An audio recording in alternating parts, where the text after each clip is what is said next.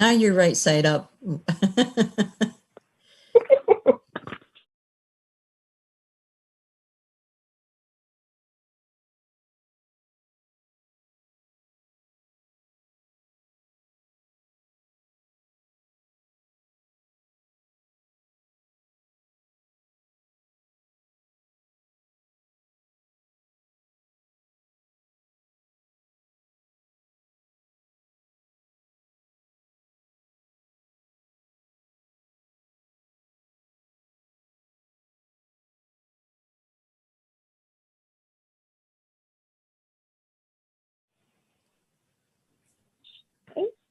And it's 7:01.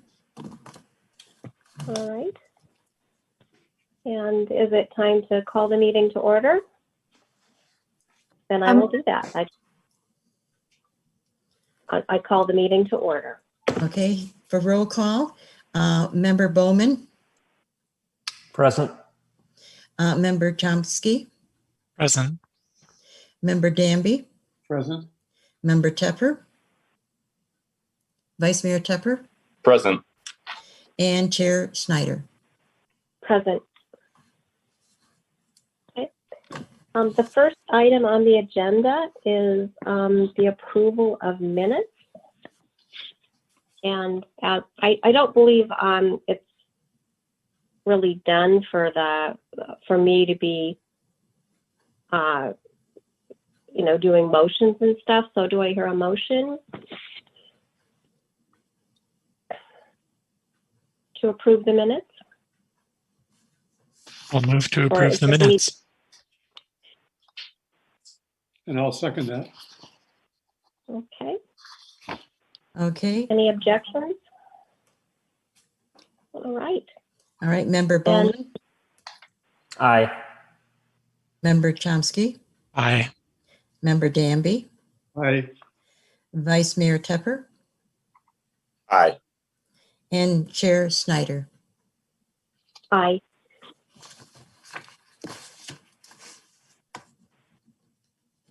And the minutes are approved. And the next item on the agenda would be announcements. Okay, I have some announcements that I'd like to share as staff liaison. The City Council information that I would be sharing with you tonight is from their May 17th council meeting. They had an agenda item that will be updating the advisory body work plan template, which will be back at a future meeting for the council. So tonight we will still use what the form we're going to be working on at this point in time, and then later we may have to refine it to go over to the new template. We'll continue with refining and prioritizing what you've started. And I would like to share that eventually at some point in time, the City Council also will be working on the strategic plan, and that may or may not affect the work plan for the committee.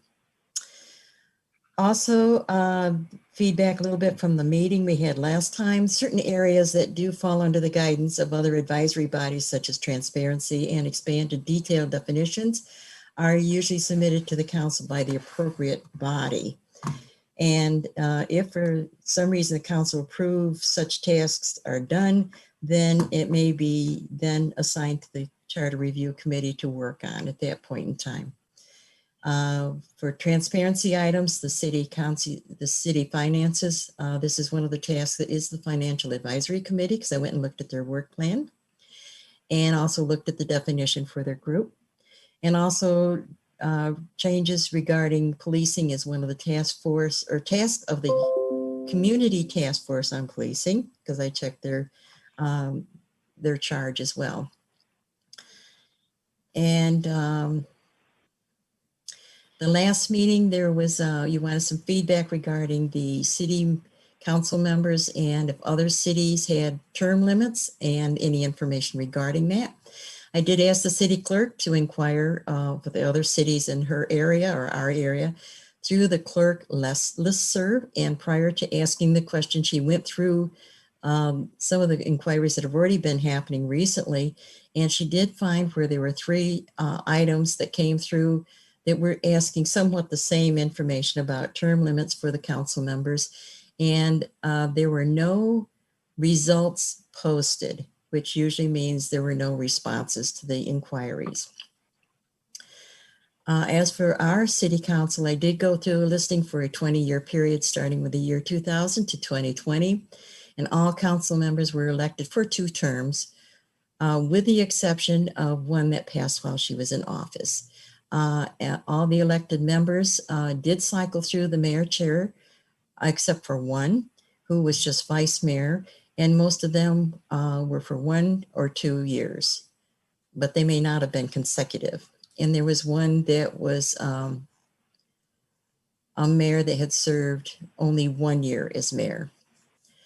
And then the last item under the consent or the announcement period, I do want to share this. This will be my last meeting with you. I began working with the city back in 2002 after I had just moved from California from New York State. And I will be retiring from the city with almost 19 years service. And so since I'm retiring next month, this will be my sort of last meeting with you people. And I have enjoyed being able to hook faces to names, as well as meeting some new people that I hadn't quite had any opportunities to speak with before. And Ann Sue is going to be taking over back the staff liaisonship for this group. She has experience and lots of knowledge to draw from, and she, I know, will be working with the program with you very nicely. And I guess I turn it back to you for other announcements. Are there Congrats. any other announcements? Yeah, congratulations. Yes, Thank you. Yeah.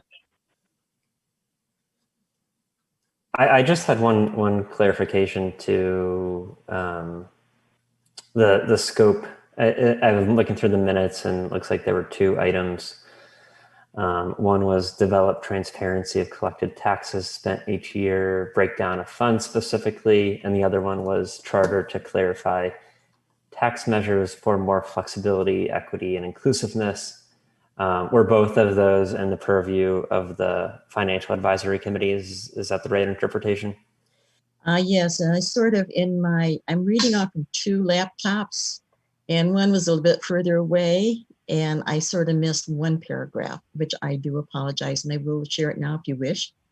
As far as school tax measures, which is addressing the one I believe that you are looking for, the guideline determination of the income eligibility are not dictated by the city of Albany, but by the school board, because they are the ones who put those measures on the election ballot, and they're the ones in charge of the funds. They set their own parameters.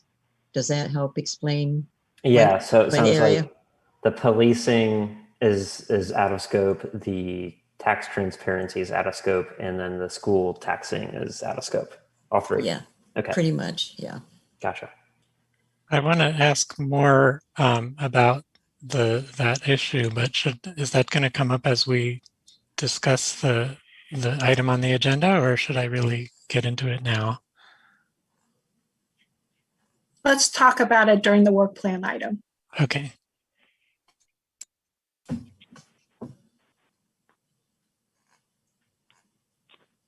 Are there any further announcements or comments that are directly related or questions related to the announcements we've had? Okay. Then we'll move on to public comment. Are there any people present who would like to make comments about items that are not on the agenda?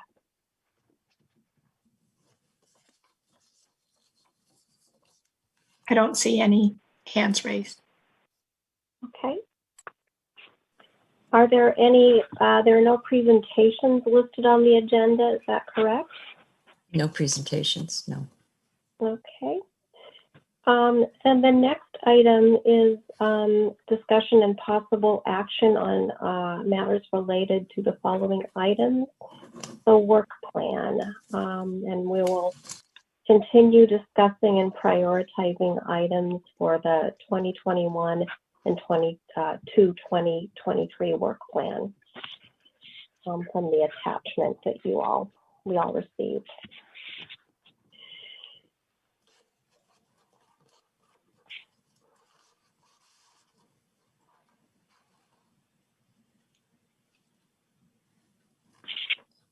Anne, are you with us? Anne's going to set up a screen that we will be able to work our plan right on so everyone can see it and we can make changes and deletions and additions. Yes, She must- just give me a yeah, moment. she's still getting it ready. Okay.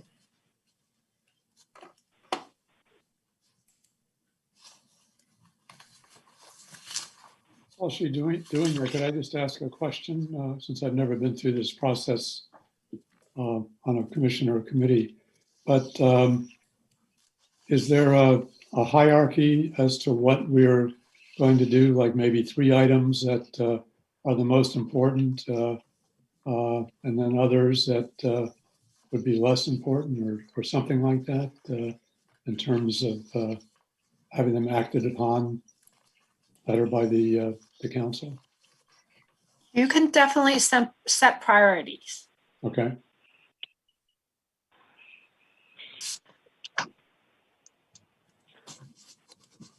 Let's see what happened to my copy.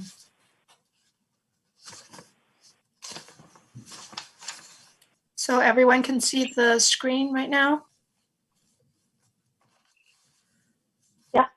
Mm-hmm. Okay. So the beginning part is it's pretty much standard committee purpose. Since this committee didn't really meet since 2018, these are the past review initiatives. These are probably, we will probably just discuss with the chair to see if, or the chair can look to see if these are basically what we've done from 2 work plans ago. It's really not the last, it's meant really, the work plan is really for the last work plan, but since we didn't really have a last work plan, we're working from 2 work plans ago.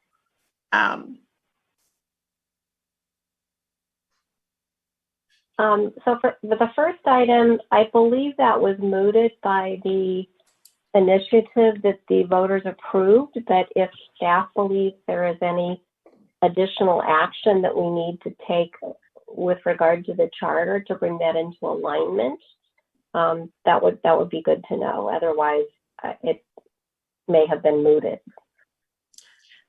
Yeah, that we'll have to double check with the city attorney's office to see what needs to be done to bring it into alignment. We can definitely put it down as your work plan item to bring it into alignment.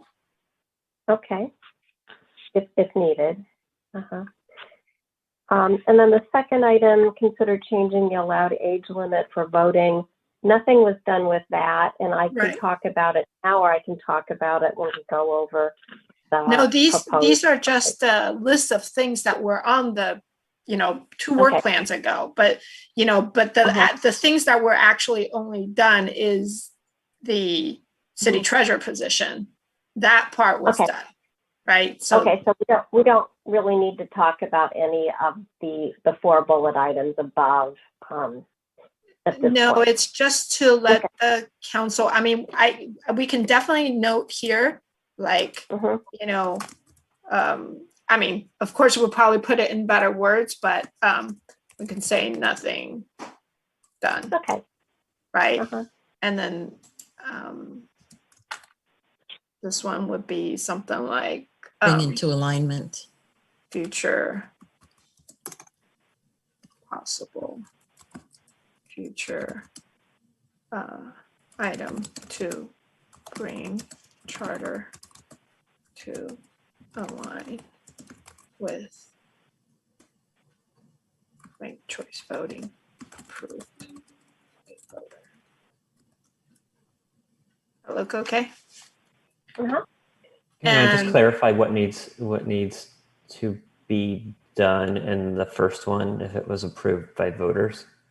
Right, we don't know. We need to double check, or I should say if needed. Because that needs to be checked with the city attorney's office. And then can you clarify what exactly the third bullet means about election result data?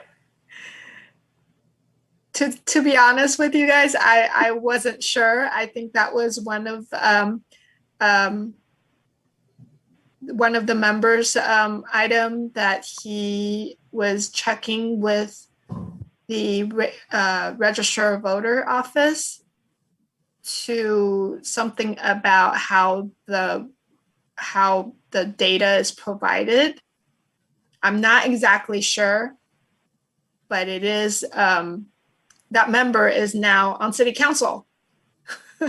So he would know whether or not that one needs to be reported, or it just, yeah, because right now all the equipments are new equipment anyway. So so basically the information that he was trying to get is not, I believe, is now not the data that would be able, it'd be different data. I see. Does it make sense to refer that one to the city council to see if there's any action they'd still like us to look into? I'm asking because it seems like a top. Yeah, actually, what I was thinking is for this committee, I don't even know if this is necessary, because this is from 2 work plans ago. Yeah, it's not even from the last work plan. It's a historical record, right? So, I mean, we're not trying to edit this here. We're just acknowledging that this is what the work plan said 2 years ago, whether for better or for worse, right? It's actually 3 years ago. Yeah. It should be I'm interested in understanding it to understand if we should take it back up. Okay. So yeah, I guess I would suggest not necessarily including the parentheticals. I'm sorry, you said not necessarily. I would suggest the parentheticals that you added. That's just for our information. Okay, yeah. So those won't go in the final document? No. Okay, good. Because you guys mentioned it, and I said, okay, let me note it down so we know. Okay. We're keeping track of what we're doing. Yeah. So the document, the work plan that we'll submit to council won't have that clutter on it. Okay, thank you.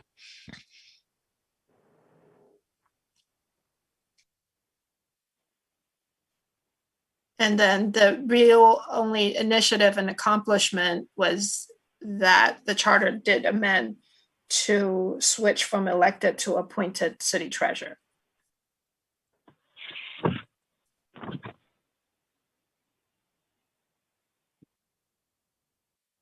And so are we ready to move on to discuss the proposed items, the possible items for the current work plan? Okay. So if you like, I can give you a little more information from my notes and past agendas and stuff about lowering the voting age for school board voting. So that was taken, the earliest that I saw in my notes and records and old agendas and stuff was that was this committee started to discuss that before or around May of 2017. And as of our last meeting in 2017, there were still no conclusions on that. And that was in November. And I can't remember when the last meeting was, but whenever that was, there was no conclusion, no list of pros and cons developed for that. One concern that I had about that and still do is that proposal is that there's a section in the charter, 6.01A, regarding school board elections, and it requires that they be held in the same manner as city council elections. And we never did get, I think, definitive guidance on whether that meant that it would not be possible to change the voting age for the school board election without doing the same for the city council election. So that whole exploration was proceeding without that that guidance and information, and that was a concern to me at the time, and it would be a concern for me if that something to look into if this committee decides that they want to go ahead with that. And I talked a little bit about this at our last meeting, and I don't want to just repeat myself. I did go through my notes and attachments and things. And again, I saw no recommendation. I saw no fleshed out list of pros and cons, which is something that certainly city council would want to see with anything that is presented to them. So and then in the meeting with you all last month, I didn't hear a sense that there was a real demand for this, among the voters of Albany. That maybe you've heard more since then. So I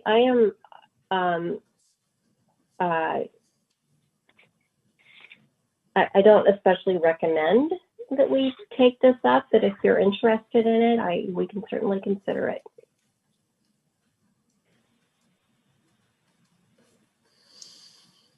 Can I ask you, when you said you didn't get the sense that there's demand for this among the voters, does that mean that some voter outreach has been done and the conclusion is that there's not a demand, or just that nobody has really raised the question so nobody knows if there's a demand? It's the latter. Okay. And I was just sort of interested, at our last meeting to get a sense for whether you all were interested in it or had a sense that other people were. And at that point, I didn't really get a sense one way or another. Do you have any notes about, had anybody investigated a list of other jurisdictions that have done this, either for their school board or for their city council, and if there's been any feedback from how it's gone or what effect it's had on voting in general? Yeah, there were some articles about other places, including international jurisdictions, and some, I think, tentative information about whether that led to persistent increased voting rates for those people who start young later on. And, there were some rather positive looking things, but it wasn't, as I recall, definitive. And it also wasn't clear whether that was a superior way or how that compared with early registration in terms of ensuring good voter turnout among eligible voters in the near term or the longer term. But this was all back in 2017, and there'd be certainly maybe more information out there now, sort of longitudinal studies about what other jurisdictions are seeing as far as effects. I did just do a quick search on this. It actually looks like Oakland voted in November 2020 to allow 16 and 17-year-olds to vote in school board elections. I think that would be something for us to potentially look into. I don't have any particular interest, as you noted, in this issue, but if there's rationale for making it happen, I'd be interested in understanding it.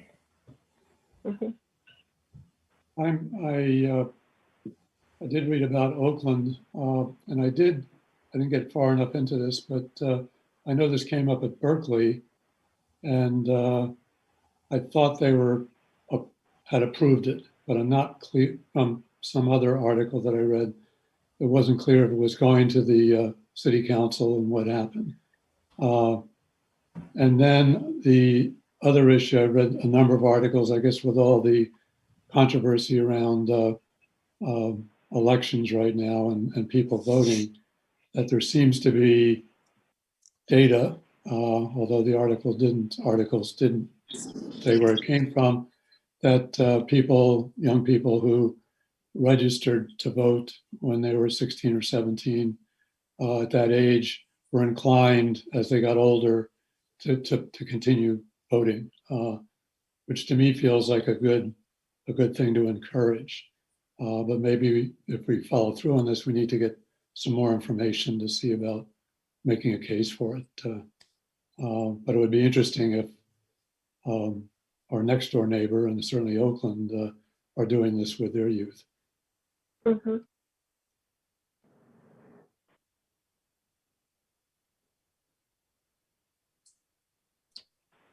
When do we want to take public comment in this process?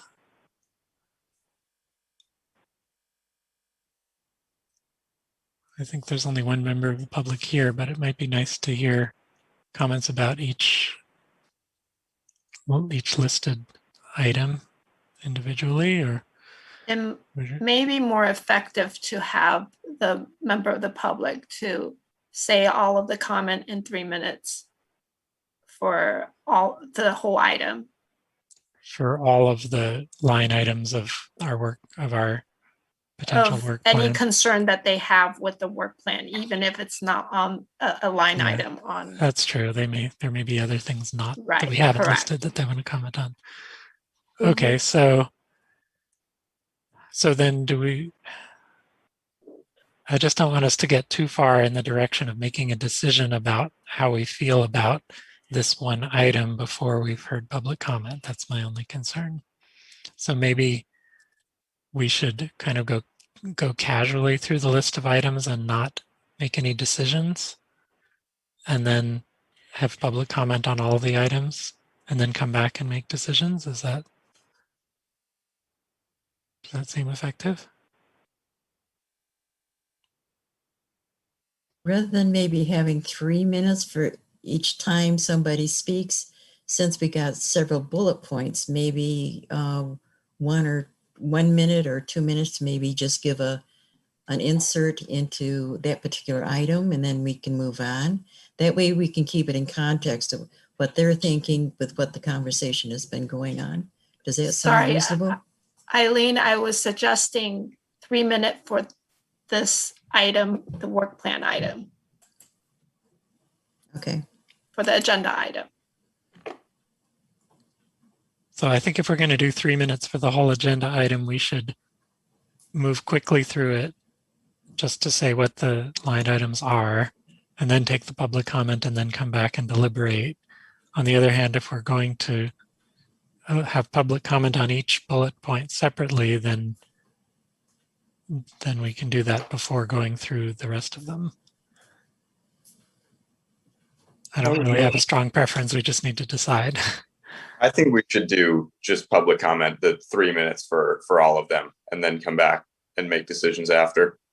I think that's a better way of doing that.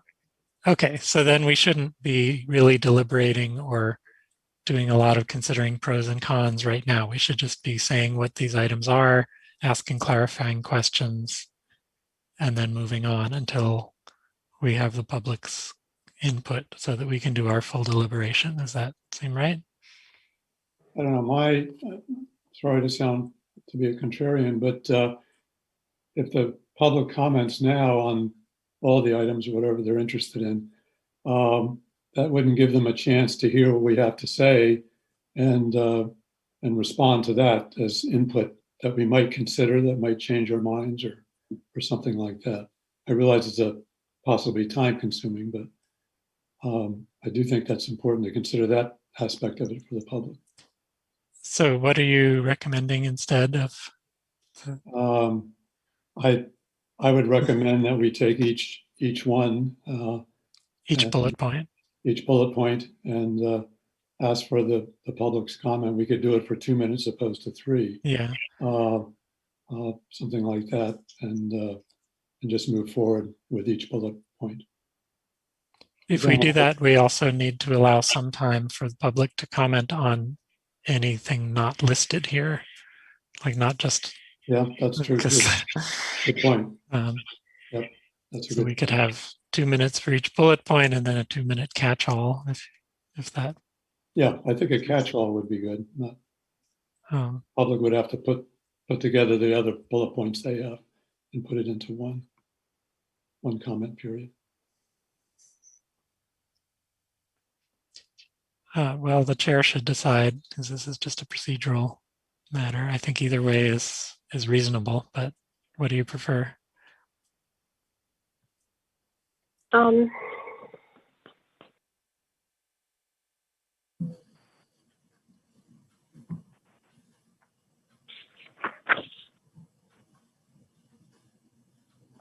Boy, I'm sorry. I'm kind of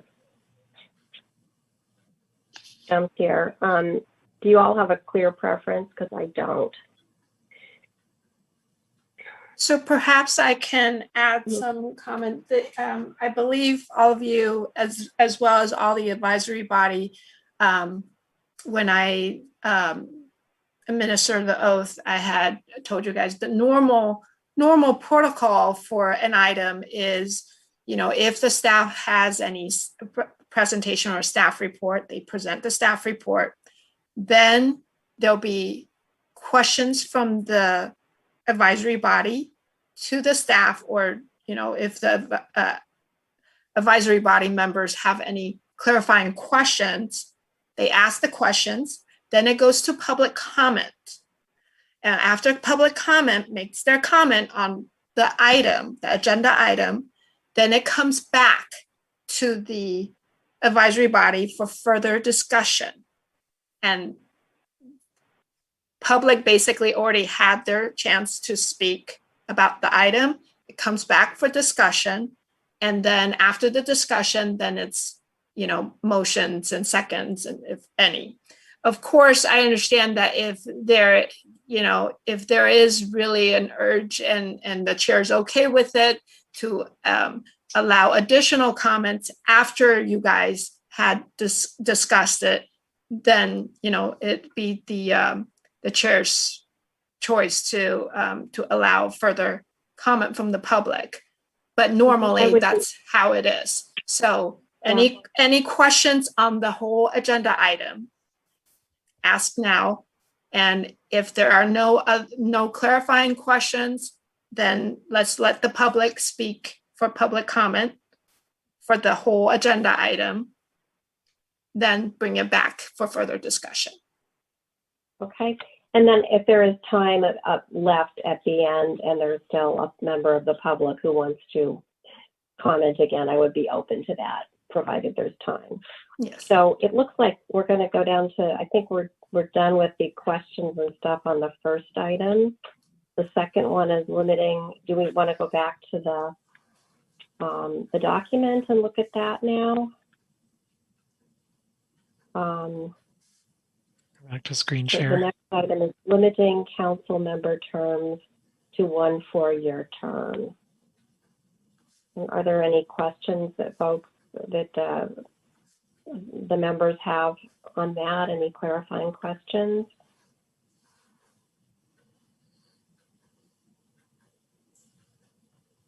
Well, I know that's something that I proposed, and I guess I throw it out there because there's the question of whether or not you keep having, at least people spend 2 terms in the council role, whether or not that's better because of the expertise they get from being the council members and understanding how the system works and so on, or if it's better to have change every 4 years and get new people with different perspectives and so on, or potentially different perspectives. So that's what I was interested in hearing, to have some discussion about that. I'm not sure how the rest of you feel about it, but that was the point about that. and there seem to be a lot of pros and cons about term limits, just based on those points. The longer you stay, the more you know, the better you are in terms of interacting in the system, versus if there's turnover, shorter term limits, then there's more people coming in with different opinions and so on. It's a more, I don't know, volatile in a positive sense environment.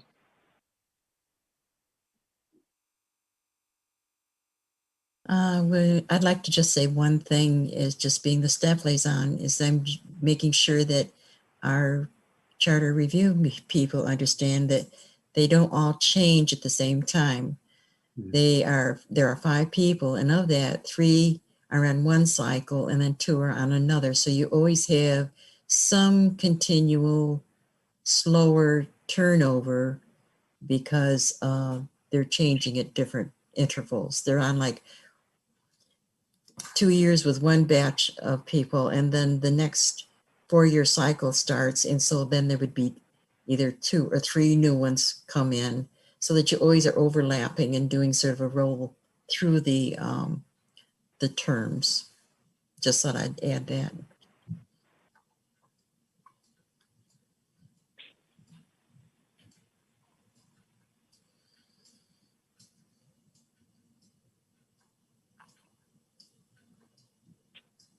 And I just wanted to ask about this cycle that we're going through now, before we have public offer the opportunity for public comment.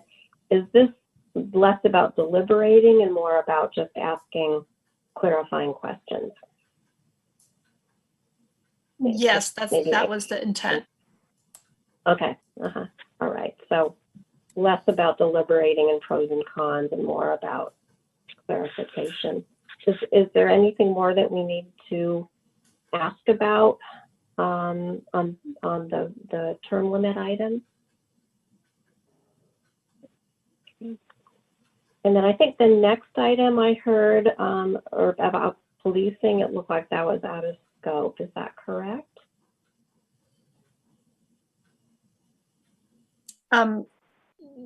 Basically, yes, because it would be first discussed with a different advisory body. Eventually, if council,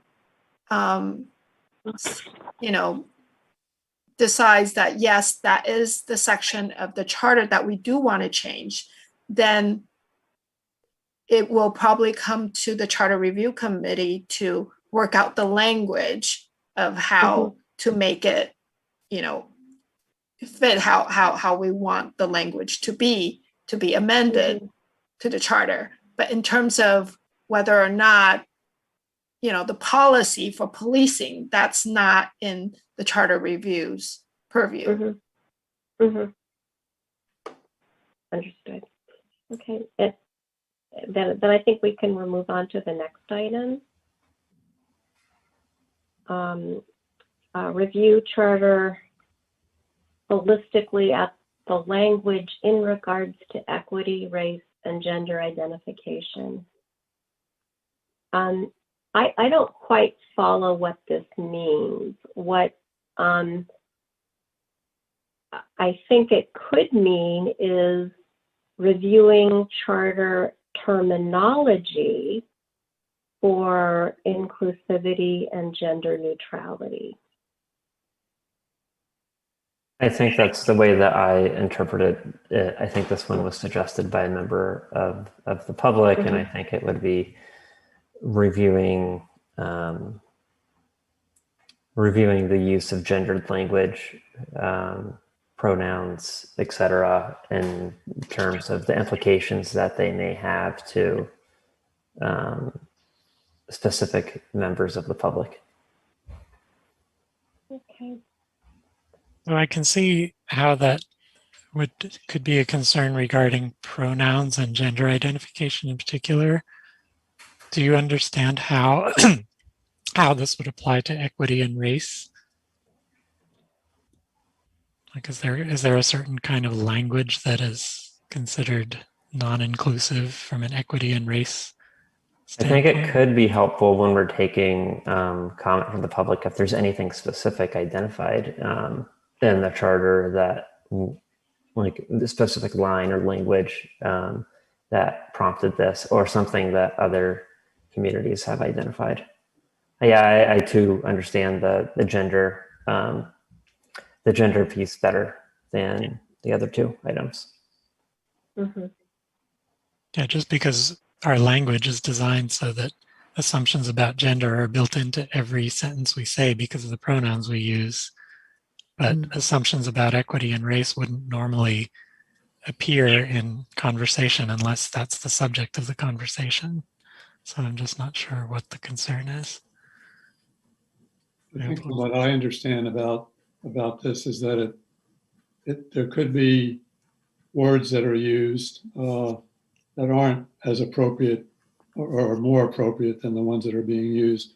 I know one thing that came up about in regards to people with disabilities was, we stand up for you. And using the term stand was something that people with disabilities took exception to. And I must admit, as I have followed more of this, and I have to admit I'm guilty of many things, that there are words I use that aren't appropriate as others. So I think it would be beyond gender. It could be beyond gender. The other thing I wondered about this is, and tell me if I'm just understanding the process, if we got down to the point where we followed through on this and there was a lot of words or sentences in some cases that needed to be changed, does that mean all those changes would have to be put together and voted on by the citizens of Albany to be approved? Correct.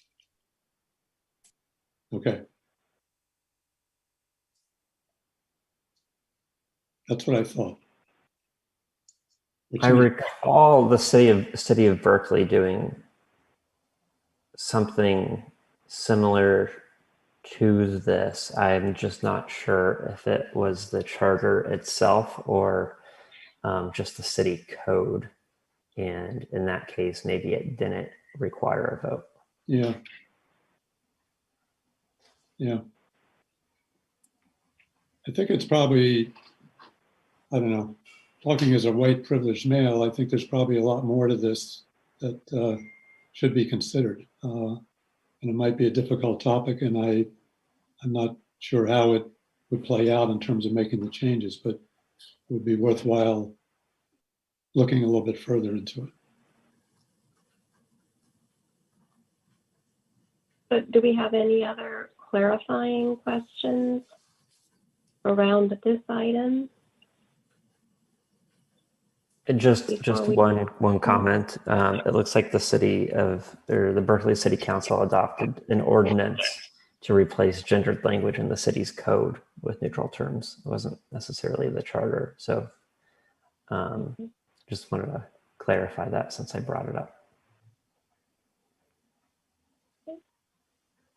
Thank you. Then I think we'll move on to the next item.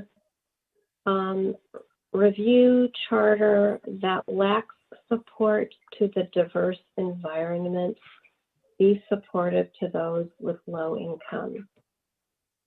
And I'm not quite sure what that means, but it sounds like it's more substantive. It's not about terminology.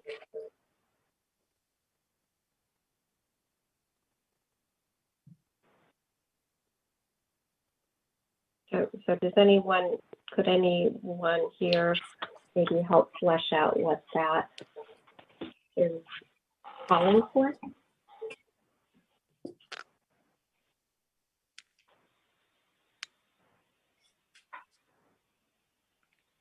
I think if nobody on the committee really knows, then maybe it came from the public, and maybe we'll hear more explanation about this when we get to public comment. Mm-hmm. So my question is, how does this bullet point differ from the one above it? Is it really a separate issue? And if so, in what way? Because it seems like looking at these two casually, they seem very similar and overlapping in their purpose. That's why I really wanted to use or pin down whether we were talking about terminology versus language in the item above. Review Like charter terminology versus Uh-huh. substance, you mean? Substance, yeah, because language broadly can mean, requiring that something happen or not happen. And terminology is more the way you say it, Yeah. the words that are used. So I don't really know what this means, and I'm not sure if this is the right place to say it. And I'm sure Anne and Eileen will let me know if it's not. But when I was reading through the charter, looking mostly for non-inclusive or gendered language, I did notice something that intrigued me, and that is that there were some provisions that required the widows or widowers of public safety folks who died and left pensions, that they would lose that pension if they married or remarried. And there were similar provisions for children who would lose pensions if they married. And when I was reading that, I thought, this sounds like it came from an age when it was, women who would be receiving the pensions of their deceased husbands, and that there was this idea that those women would be supported by their new husbands if they remarried. And this could be no big deal if there are maybe these particular pensions are so old that there are no longer pensioners receiving pensions from them. In that case, it would be moot. But that struck me as a provision that substantively made some assumptions about gender roles that could be out of date.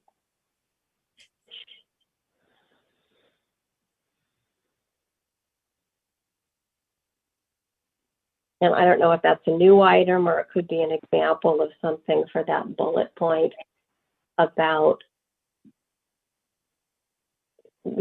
recognizing a diverse environment. But I just wanted to put that out there, and maybe, maybe it's moot if there's no one receiving those pensions anymore. I do know we have the Police and Fire Pension Board, which is still functioning because they still have people that are in that older retirement plan. And I do know they have some people that are getting it because they were a survivor of a safety person that was receiving funds out of that particular pension fund. So I don't know what portion of it you were looking at in the charter, if it's referring to the Police and Fire Pension Board, that is covered, I think, under that, would be part of that situation. But again, that pension board is not one that they're actually paying into at this point in time as far as the individuals, because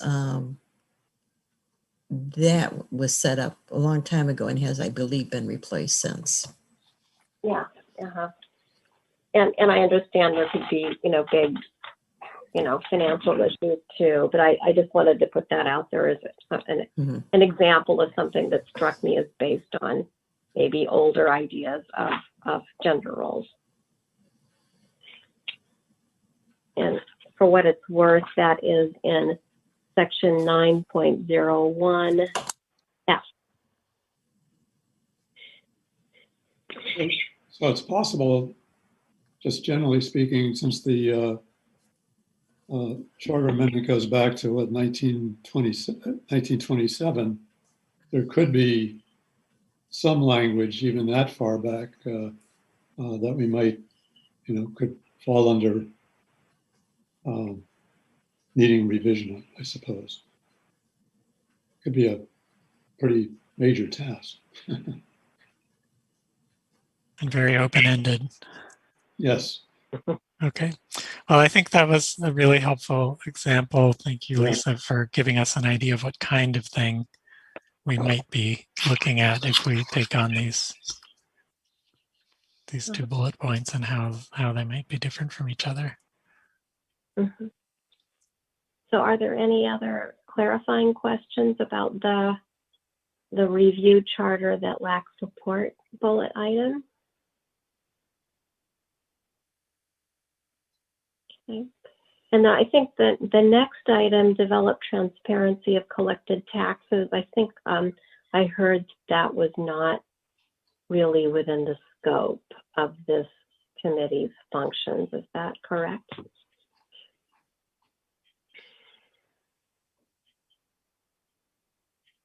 So same thing as what I said earlier about the police. It is if council decide that that is something that should be looked at, it probably will get sent to the appropriate advisory body.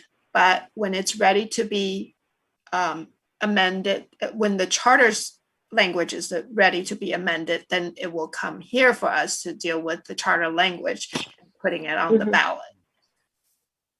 By identifying the items here, have we signaled to the council that these were items that we discussed?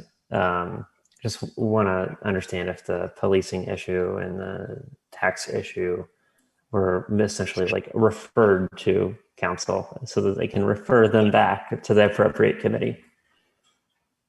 I think not. I think when Anne is putting a strike through line in this item, it means that the document that goes to council will not have that text in it. Is that correct? Correct. And it would not be the, I don't want to say response, it would not be this advisory body to bring items as a group to the council to say, hey, council, you need to be looking at this. Yeah.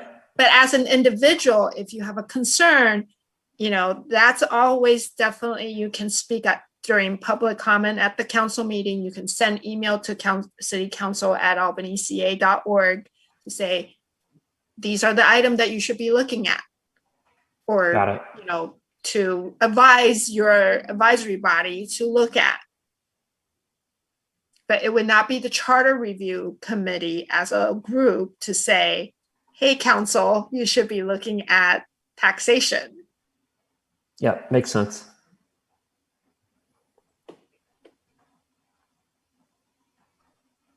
And I think that the next item on there too was in the same vein. When we get to the next item, I want to speak about it, but tell me when we're there. Okay. I think we are there. Not hearing anything more about the above items. So that one is charter to clarify tax measures for more flexibility, equity, and inclusiveness. So I think this was put on there based on something that I said at the last meeting, and I think I wasn't very clear in what I said, and I think maybe I didn't. I think maybe the way it's written here may not be in the scope of this committee, but I think what I actually meant to suggest was a little bit different. So if it's okay procedurally, I would like to kind of restate what I was hoping to put on our work plan regarding this, and then have a new opinion about whether it fits in the scope of our committee. Is this an okay time for me to do that? I have no objection. Okay. So the problem that I'm trying to solve here is that when the school board comes up with a new parcel tax proposal and they put it on the ballot to go to the voters, they're in the position of having to decide what kind of exemptions will be available to various groups of people so that the tax doesn't pose too much of a burden on individuals. And there is a state law that limits how the school district can design those exemptions. And the city, when the city develops its own tax measures for things like our sidewalk tax, is not subject to that state law and can come up with whatever low-income exemption design the city wants. But when the school board tries to design that same sort of low-income exemption, they can't, because the state law specifically dictates what kind of exemptions are permitted. But the hope was that as a charter city, we could put language in our charter that would assert that the school board has the right to add the kind of exemptions that people want. So what we're trying to do, this isn't really to clarify, it's not for the charter to clarify something, it's for the charter to open a door to allow the school board to design the exemptions for low-income people in the way that the school board wants to design them, where right now the school board is limited by state law. So given that understanding, does staff think that this item would fit in the work plan of this body? I am not sure because you all probably received the memo from the city attorney's office regarding some the items that are within our power and what is not within our power. So something like that, I do need to check with city attorney's office to see if that's even something that is doable for the city, because, you know, as you know, school is governed by the state. School districts are governed by the state. Yeah, well, I mean, so a charter city, even though we're not a general law city, I'm not sure if we have that say into right allowing the school, like you said, you know, if there are certain things that the schools are not allowed to build into their exemption, I don't know if we can overpower that. That's an important question. I think there are two questions here. One is, if we were to try to put this in the charter, would that be legal according to state law? But that's a very technical question that I think we would get into as we consider this. The other question, which I'm asking now, is is this committee the right place to take up the question, to begin the discussion about what kind of change we'd want to make and learn about to what degree it's permitted by state law and all of that. And if this committee is not the right place, then I would like to ask what is the right place, because I know that the school board has been stymied by this problem in the past. And I don't want to get to the point where the school board is developing their next tax measure and somebody says we should have a low income exemption, and they say, oh, we can't because of this state law and we don't know how to get around it, and nobody has done any research to learn how to get around it. So if the charter committee is not the right place to do that research, then what do we think is the right place? So what I would suggest is, let's put it on the work plan, what you would like, assuming that it is something that we could work on. Then when it's, by the time it's presented to the council, hopefully we would have clarifying questions, and then we can add it in the, add it in the presentation to say, since then we have found out, no, this is not something we can do, or, and if we find out that that is something we can do, then it's just left on there. But if we find out that's not something we can do, then we can add it to the presentation to say, since the approval from charter review for the work plan to recommend to the council, we discovered that that is not something that we can talk about. Yeah, I think that's a perfectly acceptable outcome. If we put it on the work plan, we do some research, consult with the city attorney, find out that for whatever reason we can't solve this problem in the way that we're hoping, then we've done our research and that's the end of it. So how would you like to word this?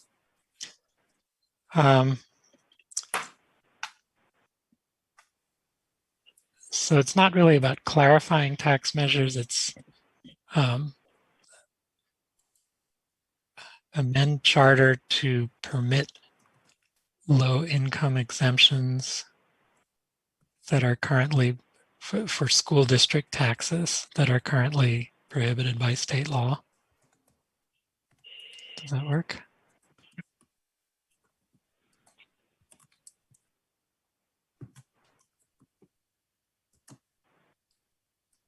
School tax measures? School board tax measures or school district tax measures. The school district is probably better. That are currently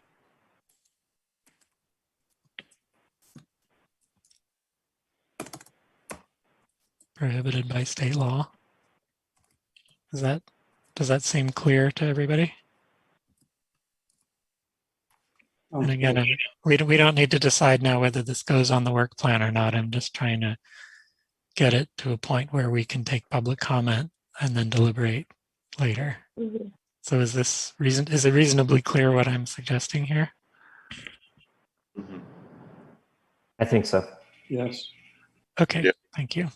Mm-hmm.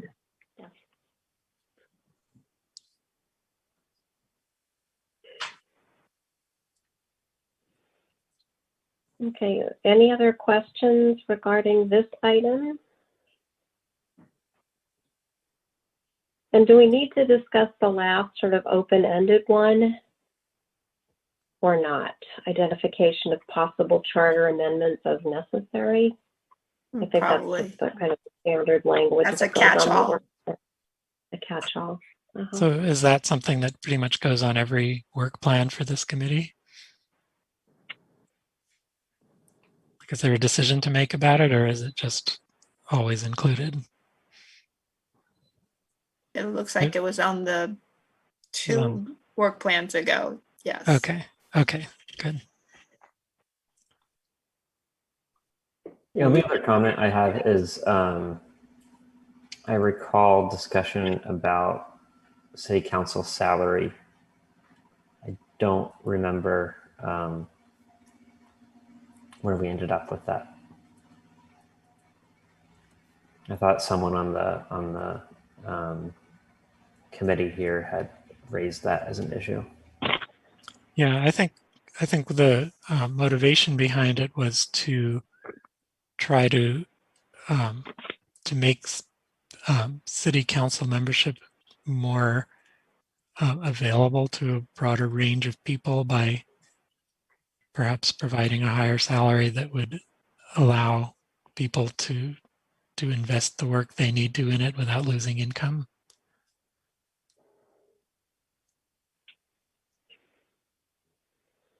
Yes, I think I mentioned that. I'm sorry, I totally forgot about it. But that's exactly the idea behind that. And I think there's not been any increase in what the amount is in 10 years, something like that.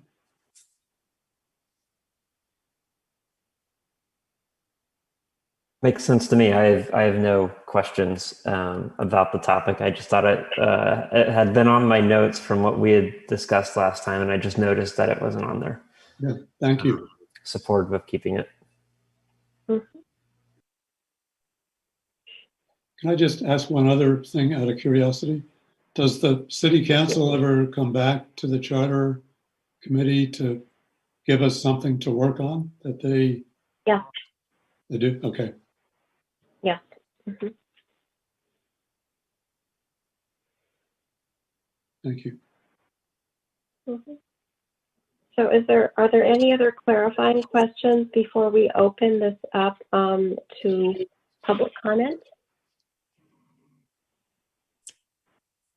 I guess I'll make the same suggestion I made last month, which is since there's one person making public comment and there are a lot of items to talk about, Chair, do you want to consider extending the time to some number of minutes that's more than 3? Certainly. I have a really fundamental question here, which is what time is our meeting tonight ending?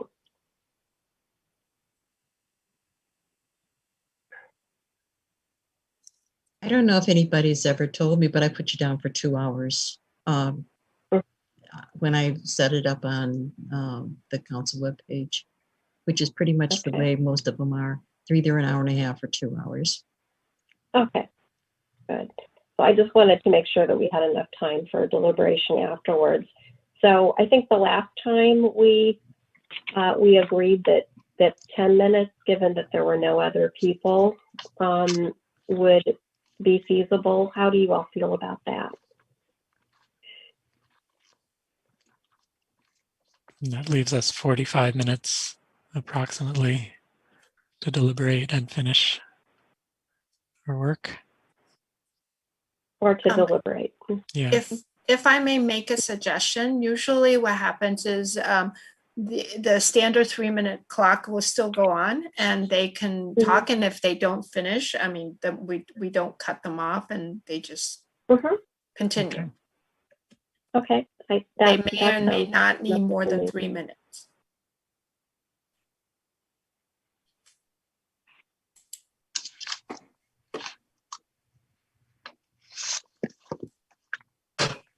That seems reasonable. Hi, everyone. Can you hear me? Yes? Okay, good. I guess I am that member of the public. I'm not going to talk for 10 minutes, so you don't have to worry. And just quick comments about each one. Lowering the age, I know somebody brought up the fact that if you do the school board, that somehow you have to do the council voting also. So, but I definitely think it's a good idea. I think the earlier that we engage young people in having control over their lives, and including voting, and show them that voting, that we support them in voting and we encourage them to vote, I think is a great idea. Encouraging people to vote in general, I think is a great idea. So I think it would be wonderful. And I also think it would be cool if there was some way that businesses in the city, you know how people were getting, like businesses were giving people free donuts if they got the COVID vaccination. I think we should be doing that when people vote. You should go in with your I voted sticker and people should give you a free donut or give you something. I think there should be a lot more support around voting. So that would be something else the students could be involved in. Limiting the council member terms to one 4-year term, and I really support that. I did a little bit of research trying to see what other cities have done, and there aren't very many that have limited to 1 term, but there are some that have limited to 2, but they're 3-year terms. So I think changing it, if we're changed to a 3-year term and then 2 years, 2 of those would be good. But I understand the idea of institutional knowledge or whatever it is that it's called when people just stay there and stay there and stay there and stay there. But I think that bringing in new ideas, new ideas is a great idea. And I also think that with the way that it's set up now, since the incumbents always win, and since we have an incredibly not diverse city council in general, we have our 2nd Black mayor in the history of Albany. I think that by limiting the terms, that we will encourage people to act once they realize that we actually want them. People are interested in having other people in the community run for council.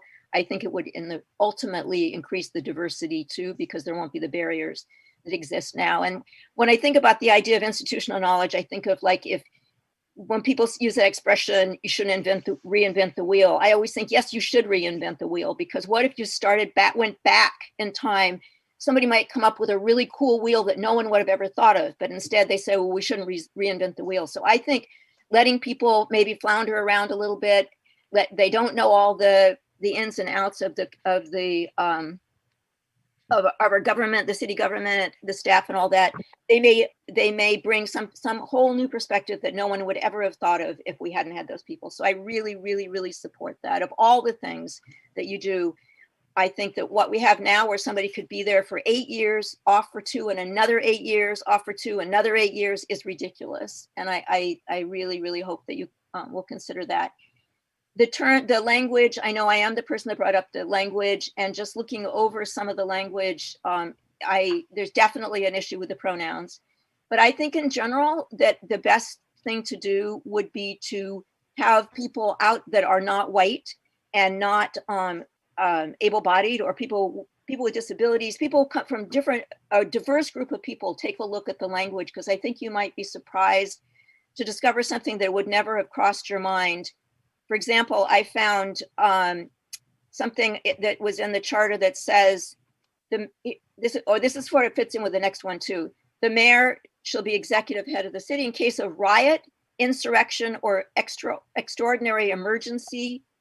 And I just think that those terms, riot and insurrection, are questionable. Sometimes people are demonstrating, and then it talks about the suppression of disorders and the restoration of normal conditions. All of that is sort of counter to what some of the work that we're seeing in the United States right now in terms of anti-racist and anti-violence in policing. So I think going through the entire document and encouraging and inviting people to look at it would be fantastic. And I would think we would be surprised to discover some of the things that maybe all of us, as a white woman, I would say there's probably things I won't see, as don't have a disability.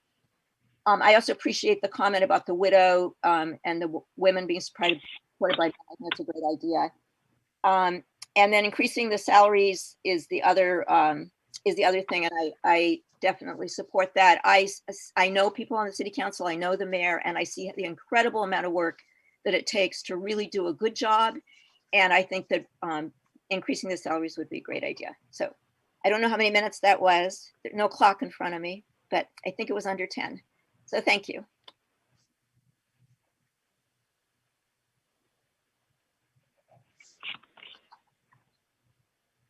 Is there anyone else who would like to speak from the public?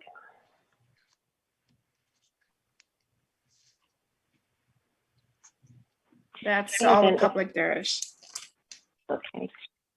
So it sounds like, as I understand it, the next step for us is to go back to these items and deliberate.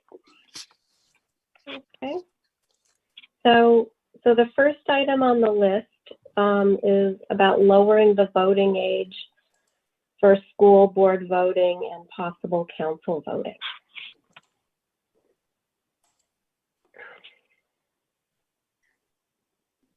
And what thoughts do you all have about that? Or comments? Well, I definitely support that, and I'd like to see us do some work. This gets into maybe the hierarchy of what we choose to put on our work list, but I think that's important. I think encouraging that. I'm not sure how it fits into the city council part of it, but definitely for the school board, and if we could work it into the city council or voting in general. Oh, sorry, it's not going to work, is it? Federal laws. But the city council as well, I think that would be good. Yeah, I second the importance of this one, and I think we are ranking these in terms of what we're sending to the council as our priorities that would ultimately end up on our agenda to look into. And I think this one warrants investigation just because it's civic participation, and we have neighboring cities that have apparently also investigated this. So is there an extent to which the committee members who speak up in favor of a particular work plan item are also kind of volunteering to do some research and to follow this through and not just show up for the meeting and wait to see what happens? It's not clear to me to what extent these are expected to become the pet projects of the individuals who advocate for them, and to what extent they just go on the work plan and then whatever happens, happens. Well, speaking for myself, I would definitely be involved in I don't know if it becomes a subcommittee or whatever, however it's done, to work on this. I think it's important. Okay, so I think if we have people on the committee who say, I'm passionate about this issue and want to work on it in my spare time outside of our meetings, that's a really good reason to put it on the work plan and give it a high priority, because it means something will get done.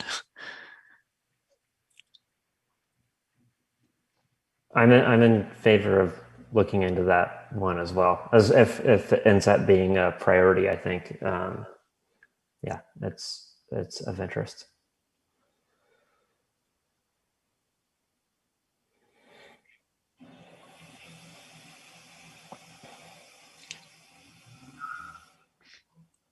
So Anne, when you are writing this in the document, is this again for your information, or are you suggesting we put that in the document we send to council? No, that's for our information. And once I would suggest that once the work plan is approved, right, then we have this information. Okay, but the work plan document that goes to council for approval won't have people's names in them like Will that? not. Okay, thank you for clarifying. And ultimately, what we're seeking to do here is rank these items 1 through 4. Or 1 through whatever. Uh-huh. For me personally, I'd rather have us talk about each of them before we start ranking them, but I think that's the ultimate objective, is to rank them. And as far as lowering the voting age, I am hearing interest in that from you all. And also I didn't realize that Oakland had voted for this. And so it sounds like this is certainly something worth looking into.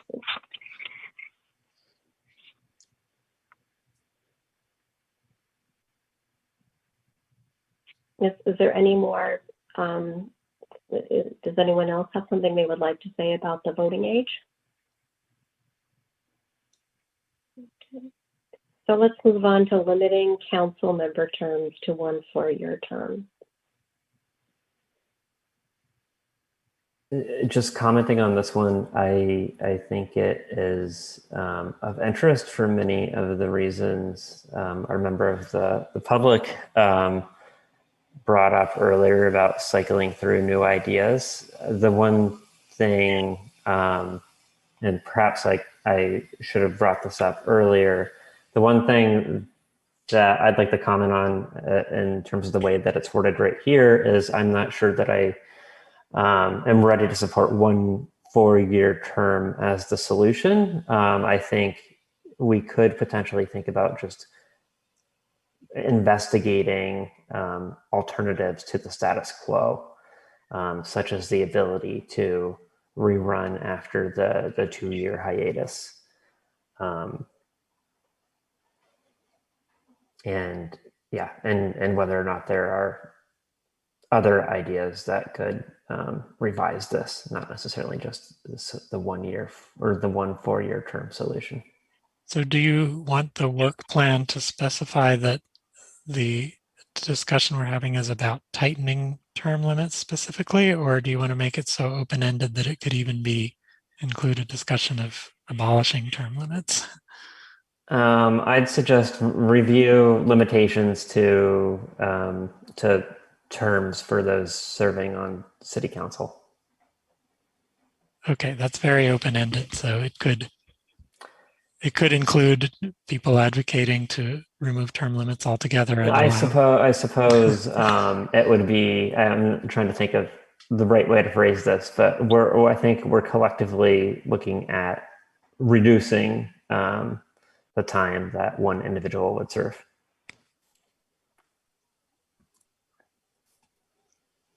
Yeah, I would agree with that. Or do you want to say to increase turnover? Or to increase broader participation. Okay, so alternatives to city council term limit to broaden participation. Alternatives to review alternatives to current city council term limits structure to encourage broader participation. Good. That's clear now what the intention is. And that could even encompass if research showed that extending term limits made a broader, more people eager to, invest the time and energy in serving on the council or running for the council. It might work the other way too.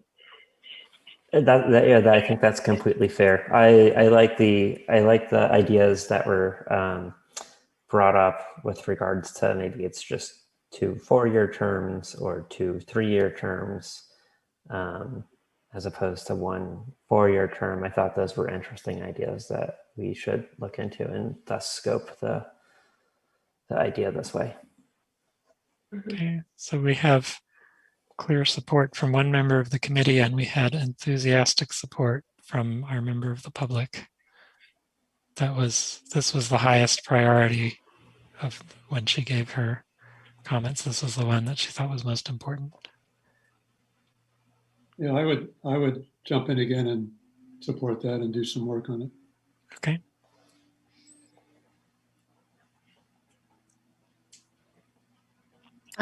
Should I assume Member Bowman will be jumping in on this and willing to do some work on it too? I mean, of course, this is not definite. This is just our Right. notes. feel free to add my name.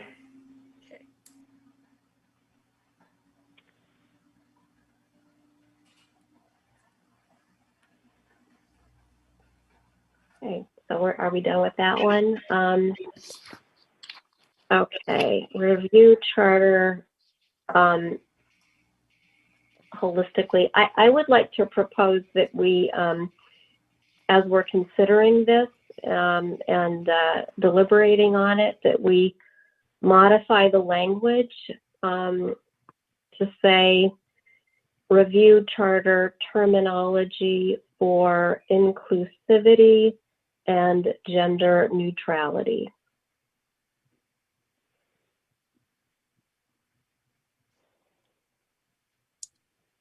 Gender neutrality.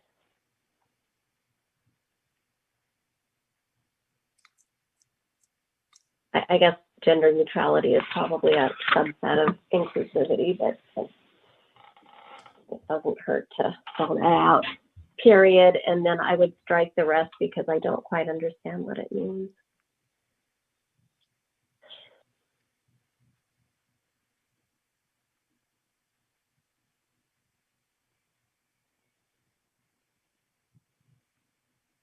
So is that language okay as a statement of what this would be for other folks?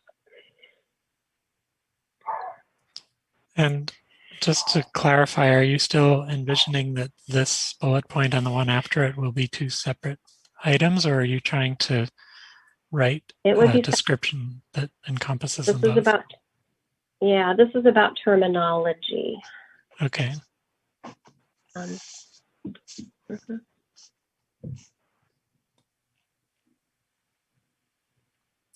And the next one would be about substantive changes.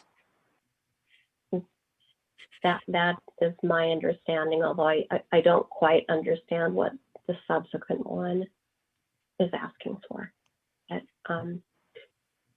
But for this, yeah.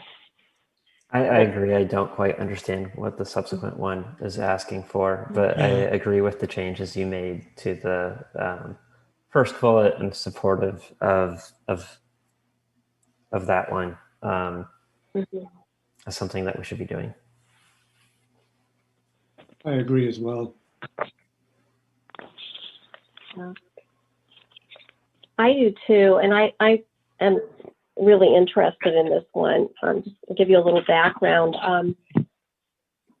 quite a few years ago, the Charter Review Committee did go through the charter for gender neutral language, and it passed. And at that time,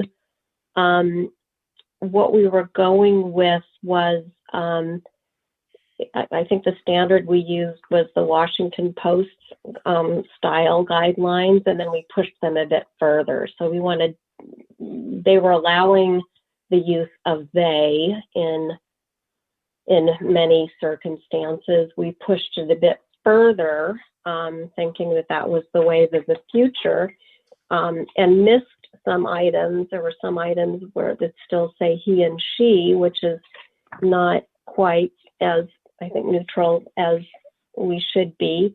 There are also references to sisters and brothers as opposed to siblings, to husbands and wives as opposed to spouses, daughters and sons as opposed to children or offspring. So I think that, clearly there were some misses there. I think that that generally accepted standards have really evolved in that, for example, the Modern Language Association is clearly behind the use of they as the preferred singular in situations where gender is not known or it is irrelevant.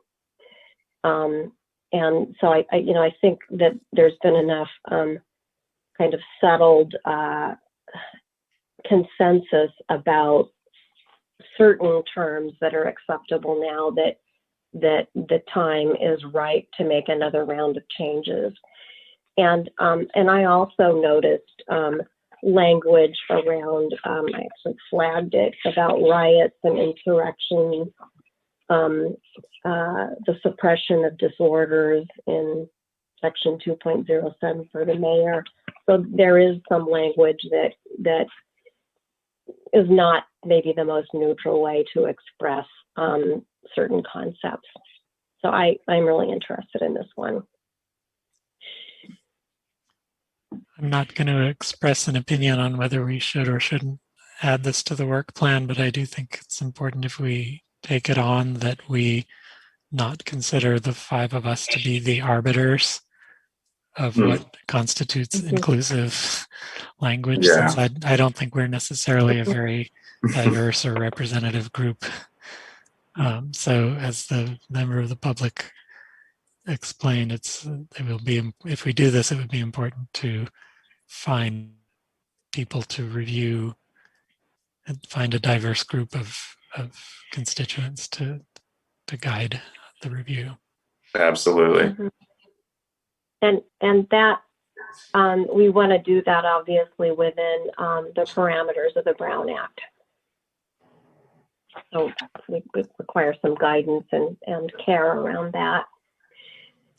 Yeah, I mean, it could be just a simple matter of outreach to various organizations or, I don't know, faith groups or whatever, just to put this in front of them and say, we're working on this. We'd like to hear your opinions about what needs to be changed.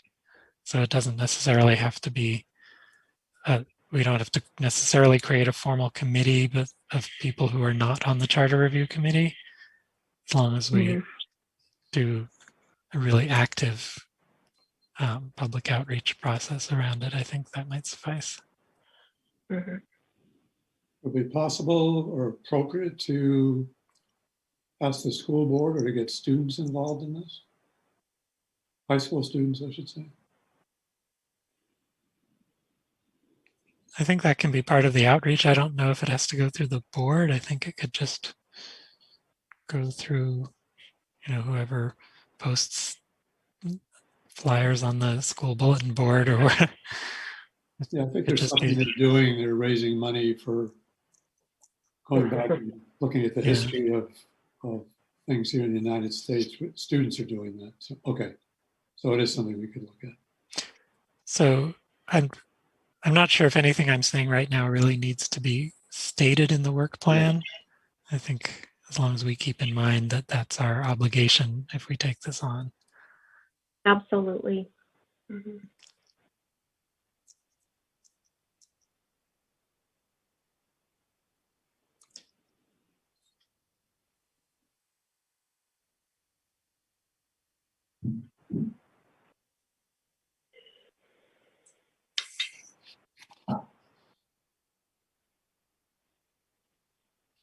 Any more deliberation we want to do on the terminology item?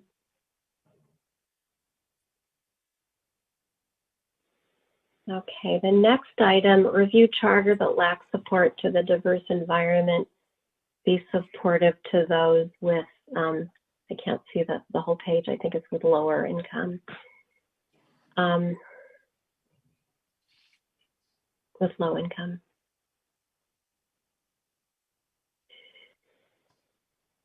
So honestly, I think if we just removed the word terminology from the previous bullet point, then That could include it everything. could include both terminology and substance. I don't know if we really need a separate work plan item for terminology versus substance. What do people think? I agree. I agree with that. I think they're two different items. Because if you're looking to make substantive changes based on, equity, that's a broader, different item. I think I don't see them as to be collapsed together.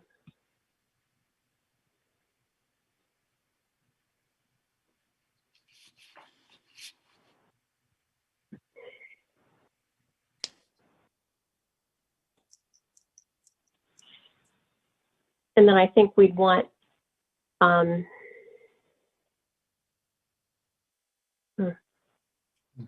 it would be helpful to have more specificity regarding the substantive changes that could be encompassed by that second bullet point. I know I was unclear by exactly what this item was looking for, and I think Chair Schneider, you were too. Is there anyone that can articulate the intent here? Otherwise, I propose we strike it or include it in if someone can articulate the intent, I think that'd be helpful. Well, when we considered examples like the issue of the pension plan, how the pension plan is designed with regard to remarrying, and the thing about riots and insurrections, do you consider those to be under the terminology bullet point or under the second bullet point? I would say that riots and insurrections is likely a matter of terminology. And the pensions being lost because of remarriage is a substantive item, where there's a real change in how the pensions would work. Mm-hmm.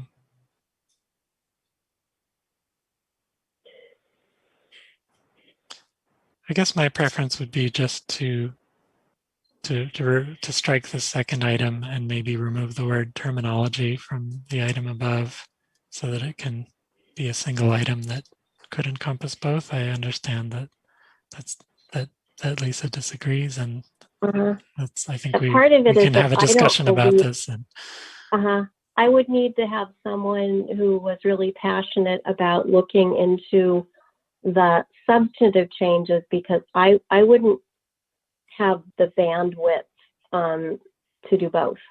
Okay, so is there anyone on the committee who wants to advocate for this second item and for more substantive changes beyond terminology?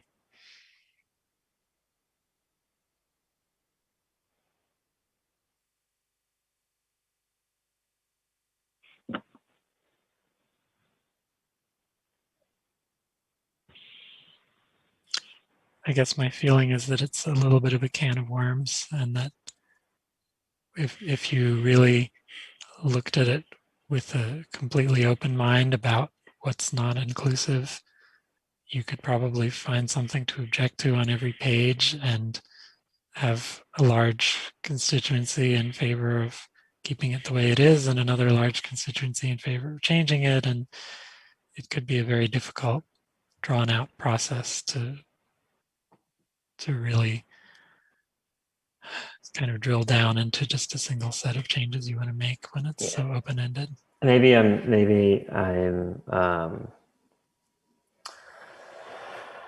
trying to have it both ways, but I think the primary issue this committee is showing interest in is related to terminology, but if we happen to find other changes during that process, I'm supportive of making those as well. And I think it'd be easiest to include them as one line item here.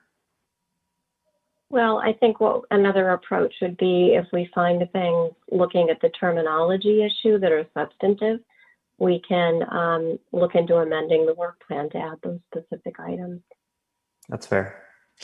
Yeah, I think anything that's substantive probably would need its own line item because it becomes a much bigger discussion rather than changing a few pronouns here and there. We can do, you know, that you can do in one fell swoop, but each of these other substantive ones probably does require council approval for us to really spend the time on it.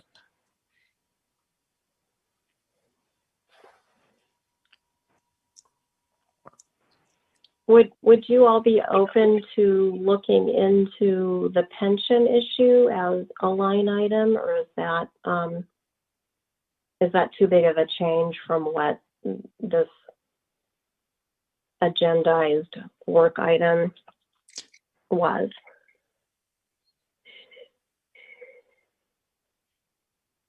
I don't think it's too big a change. I think if we wanted to add it right now and then consider, I mean, we haven't really decided which of these we're keeping and what our priority order is.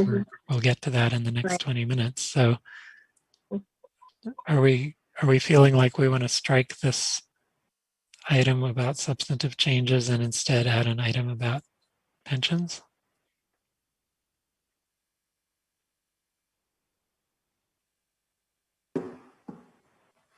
Yes, I'm interested in some way of pulling the two together, but at the same time, it seems complicated to do that well. Yeah, I think if we're really going to consider pensions, it's not a matter of gender neutrality anymore. It should be its own bullet point if we're going to do it. Yeah. So for right now, can we strike out this paragraph and add an additional bullet point about pensions? And then we'll see where that ends up in the, not everything that we're keeping, not everything that's listed here is going to make it onto our work plan. So we can add it at the moment and see what happens.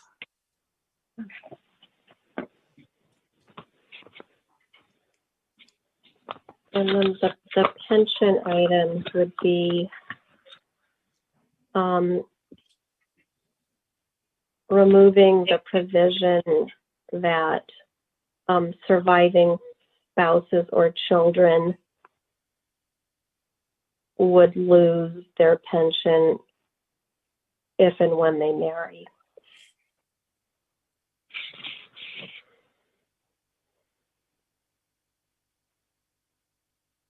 And that is from section 9.01 F.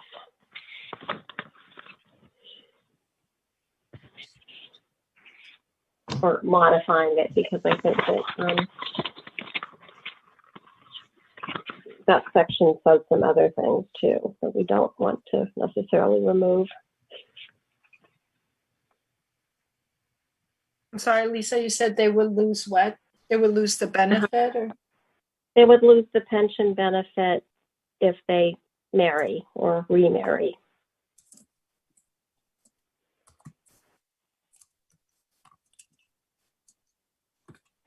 Or I could just, if you like, I could just read you the offending language.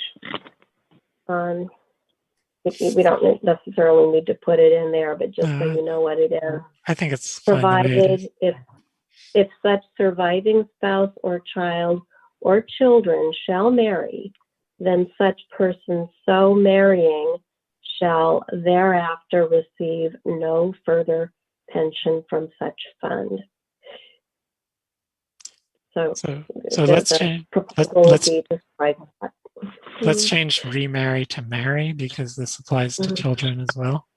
Right. Exactly. And just to change the grammar, can we have it say remove the provision in 9.01F? You change it to remove. Provision in 9.1F. That regarding. Okay, that's fine. Mhm. So, and then instead of would lose, say losing. Mhm. Yep. Good.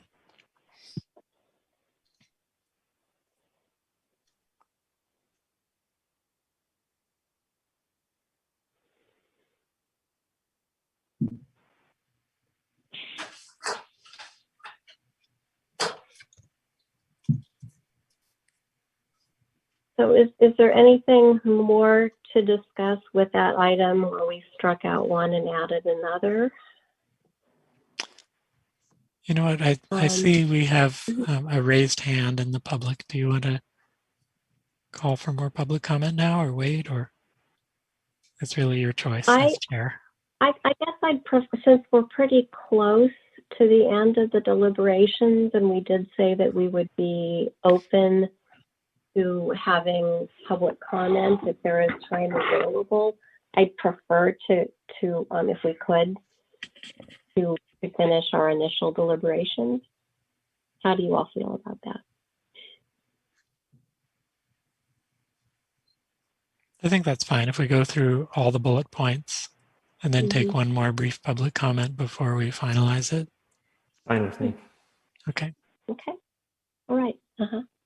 So I think the next item is charter to allow low-income exemptions for school district tax measures that are currently prohibited by state law.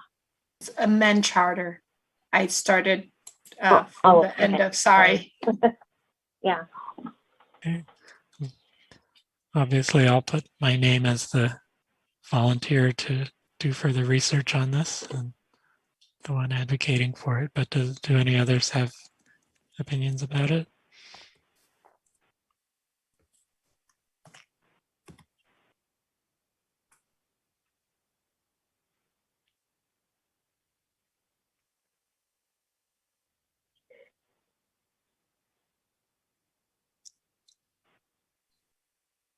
I don't think I'm in a position to do research on it, but it sounds like a worthwhile thing to explore to me.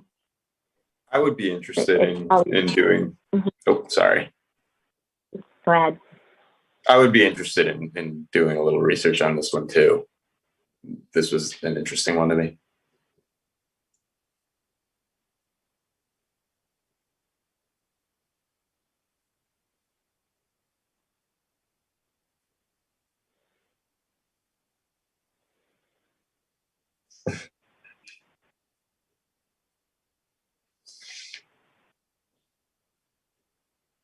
Okay.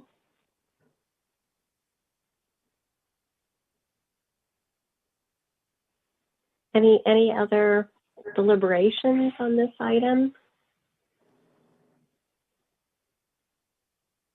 I just want to say it has always seemed odd to me that there are exemptions for seniors, and I can sort of understand the rationale, the idea being that seniors may not have school-age children, but it doesn't seem equitable that low-income people are not excluded. So that is certainly something that I think would be worth exploring. Do we have anything else on this item, or are we ready to conclude that deliberation for now and move on to city council compensation? Are we going to add member separate name? Thank you. I was wondering if I didn't hear maybe anyone else besides Member Chomsky. I did. I'm sorry, who? I had, Member Tepper, Tepper. yeah. Okay, thank you.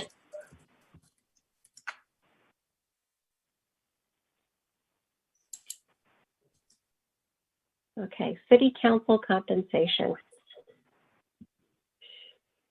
So are we, one of the things I wanted us to consider here is, I think it's currently in the neighborhood of, is it $300 a meeting? And And I think the idea was to raise it enough to really make a difference. I think it's 300 a month, 300 a month. month at the moment. 300 a month. Okay. Thanks, Sue. Yeah. We just want to make sure that that people aren't impeded from participating as city council members because they need to work 2 jobs and can't afford to spend the time or something like that. If we want the broadest range of candidates, we should make sure that people aren't, that's not an obstacle to people. So if whatever salary people might be losing from not working at a paid job those extra hours, they should be making something comparable for their work on city council. Yeah, and I think ultimately, this would be a review of what the appropriate city council compensation, review for an appropriate increase in city council compensation to encourage participation. It would need to go up for a vote, to my understanding, to change it, whatever recommendation we get to.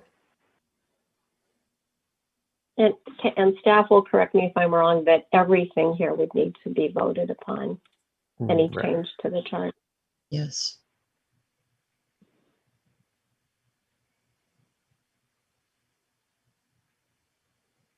Okay. I think that addition is really helpful because it gives us an idea about what the real objective is here and what the possible scope of that increase could be. Yeah. I think I'd be willing to put my name on that one. Are there any other committee members who would want to carry this forward? Yeah, I would.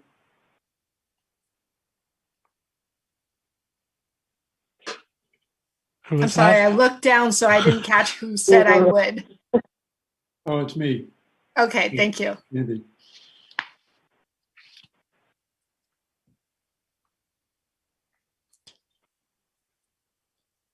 So now Any other deliberation? Go ahead, please. Oh no, finish this first. Mhm. Any other comments or deliberation on this item?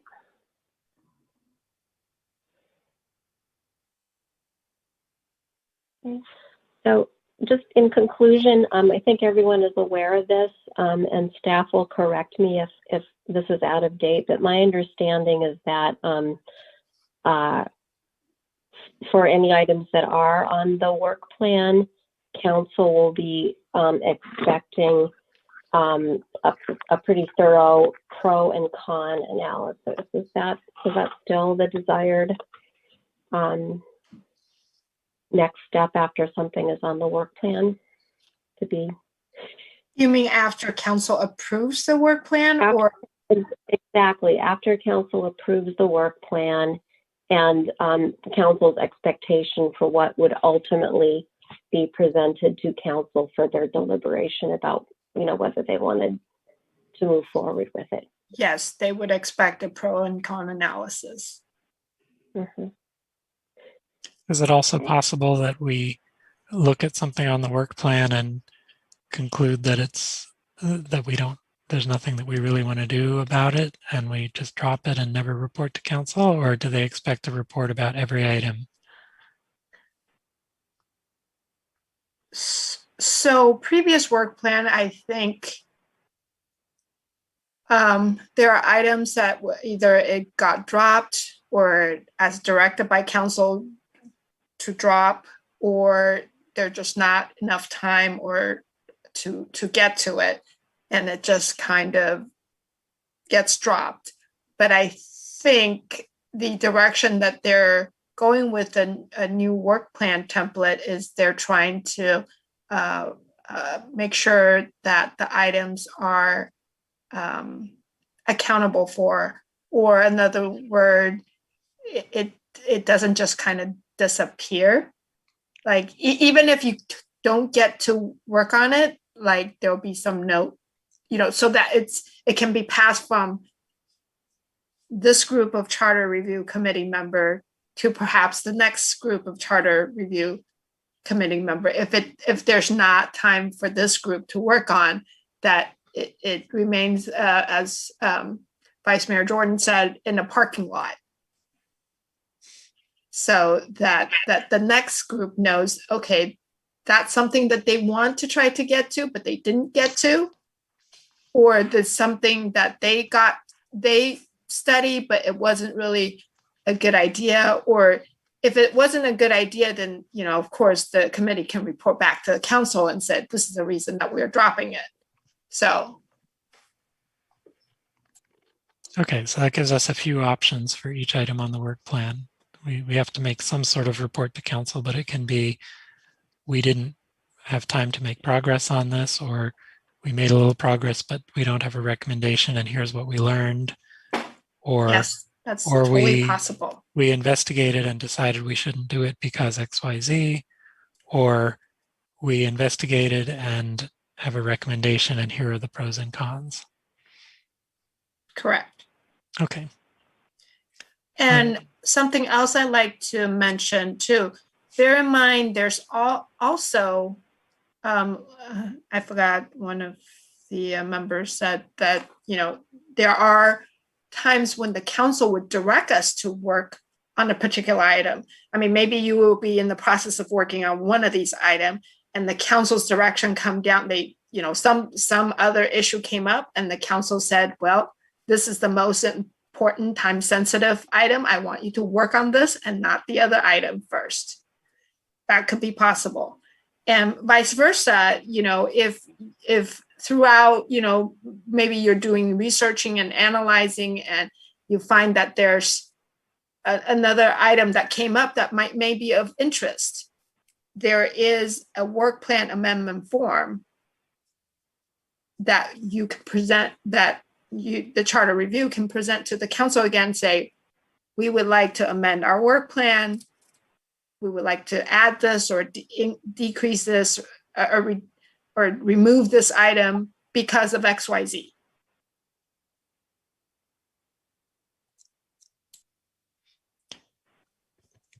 So before we go further in our general deliberation, I want to make two suggestions to the chair for your consideration. One is to take public comment, but another is before that to extend the meeting, because if we do take public comment, we'll go past 9 o'clock.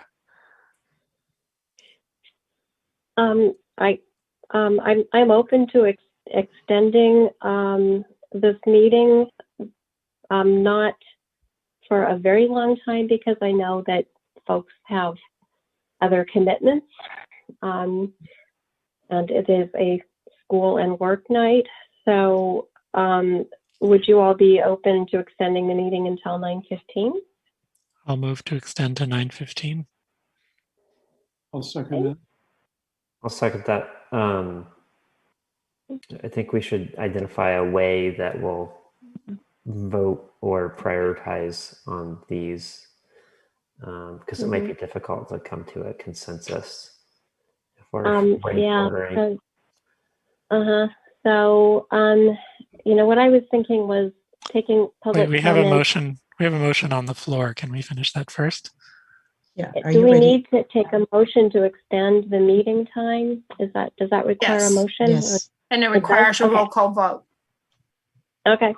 Okay, you ready? Mm-hmm. This is to extend the motion to extend the meeting to 9:15, which was made by Member Chomsky and seconded by, I think, two people. I'm not sure who said it first. Member Danby did first. That's what I thought. Okay, so I'll put David Danby down.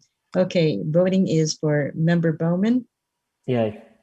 Chomsky, Aye. Danby, Yes. Chair Tepper, Vice Chair Tepper, Yes. and Chair Snyder. Yes. Okay, motion passes.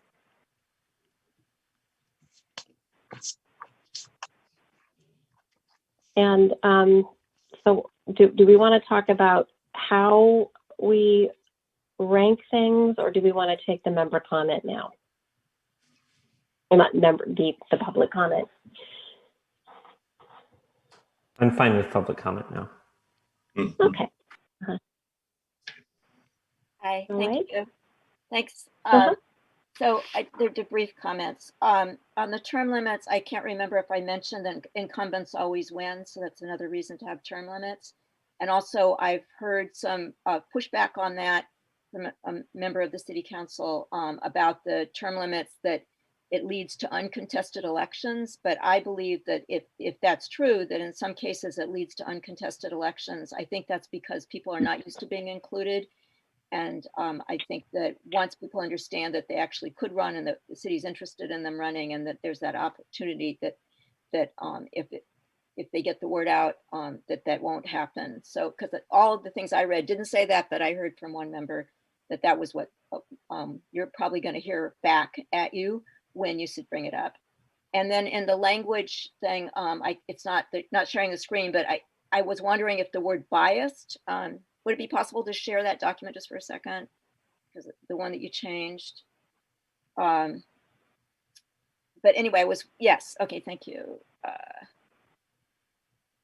So it was review charter terminology for inclusivity and gender neutrality. I was wondering if bias or bias language or something else, because I'm not sure if inclusivity covers things like insurrections and, words like that. So I mean, maybe it does, but I just think we should be aware that there may be a built-in bias that is coming through. And so I was wondering if you could consider adding something along the lines of the word bias.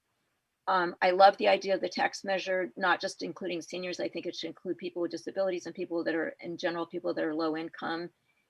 And and then I just had a comment about the new template for the work plans. I think that there should be some pushback on that people should be able to dream big and then not have to put things in parking lots right off the bat. And that I think that should be a pushback on Vice Mayor Jordan's opinions. Thank you.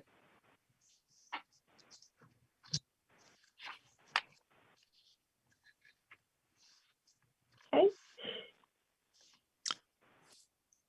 So I think the only thing we just heard that would lead to a change in the work plan is whether we want to add the word bias. The challenge is that the way it's written now is that we've written what the positive values are that we're hoping to achieve, and bias is an anti-value that we're hoping to eliminate. So if we wanted to include the word bias, we have to figure out how to fit it in there. Mm-hmm. And the other issue is that bias can mean a lot of different things. And so do we want to put some parameters about types of bias? Because otherwise it could be extremely broad. And personally, I think that the inclusivity is general enough to include the kinds of issues we've talked about, and that anything bigger than that should be its own, should be a line item that we would add later. But others may disagree. I agree with what you just said. But others may have other ideas. So I don't have a strong opinion either way. uh-huh. So let's just make sure in our outreach that we allow for a broad interpretation of what people might find objectionable in the charter, so that we hear from the community if there's something that they see as a problem, whether it's strictly related to gender neutrality or not. But I think we can leave the language in the document here as it is.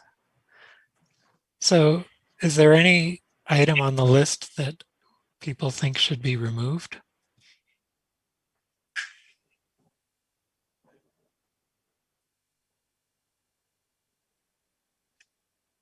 I think they're all good. How to prioritize them, I'm not so sure. Want a clear view. Let me mark up on a paper copy. Alternative to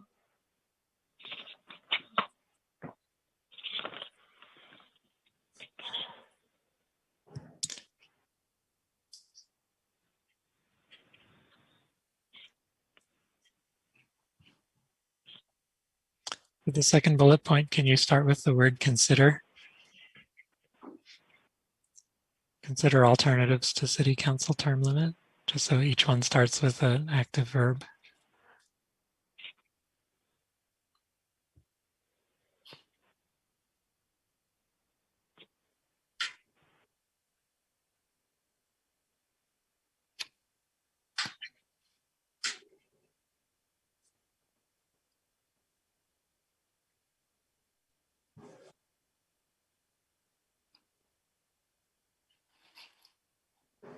If you give me a minute, maybe I can remove the strikeouts, and it'd be a cleaner version to look at. That would be helpful, thank you. thanks. That would be really helpful. So I'm not hearing any members advocating to remove any particular items. The next question is, do we have too many items, or if we come up with a priority order, can we let council decide which ones they want us to, because this may be more than we can do in our 2-year session, so.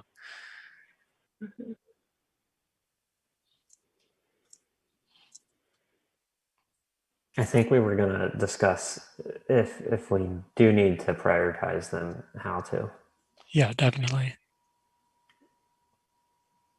I was thinking we might just rank them at this point. Like independently force rank them?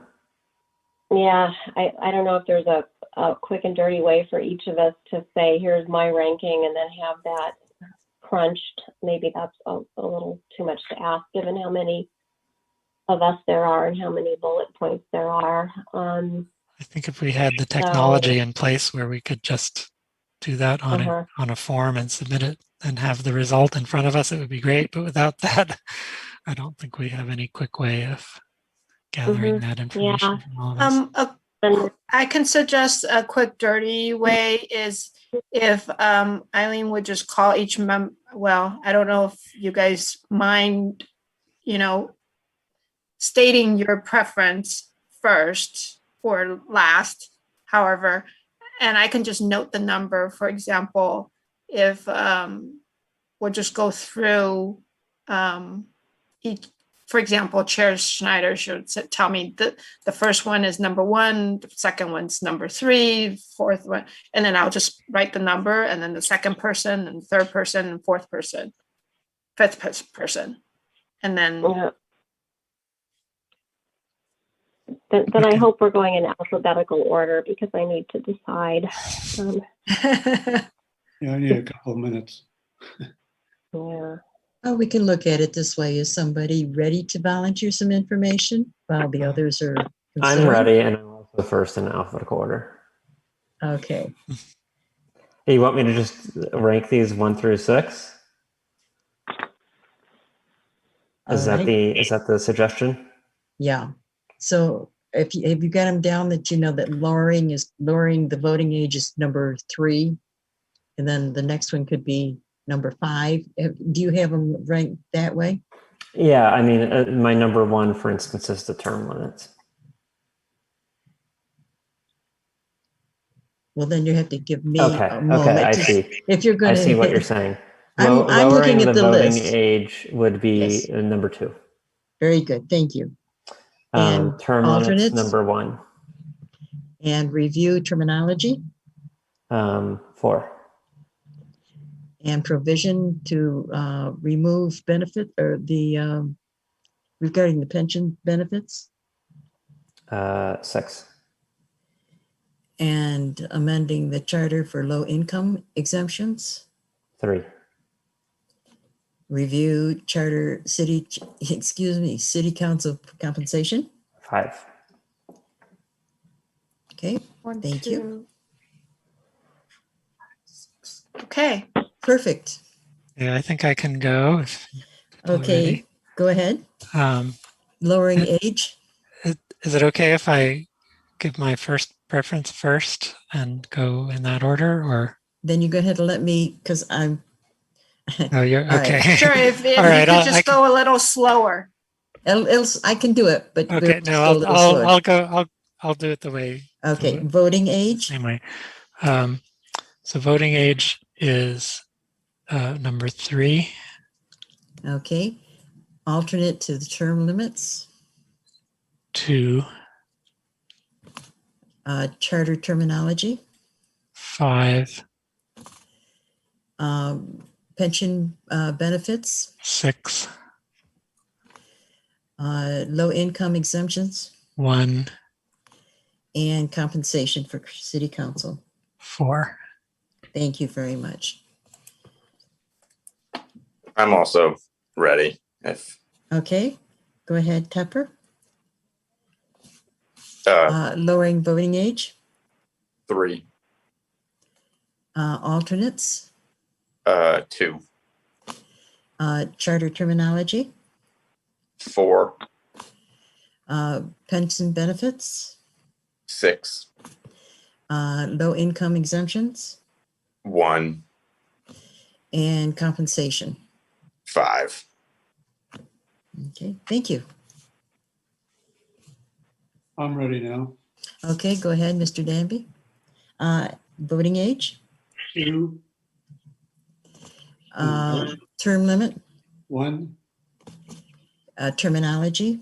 3, Pension benefits. 6, Low income exemptions. 4, What was the number, please? 4, 4? Yep. Okay. And compensation. and then 5. I'm sorry, I couldn't hear you. Oh, 5. 5, thank you. Sure.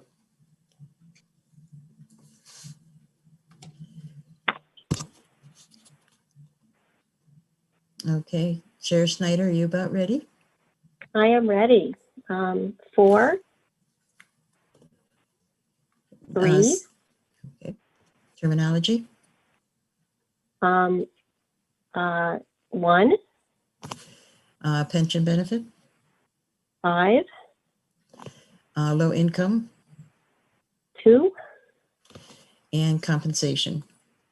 6. Thank you. Okay, it looks like the alternate is number 1 to the term limits. That's number 1.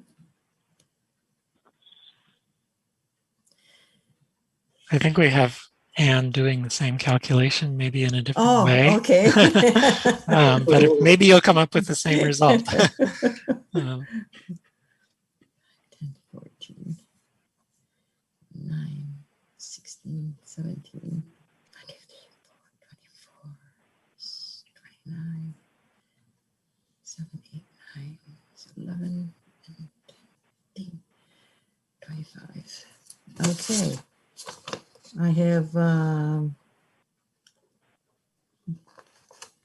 amending the charter is low income is 2. And number 1 is the first one, is number 3. And I'm sorry. This is a little confusing. So the first priority is what words? the voting age is actually your third selection.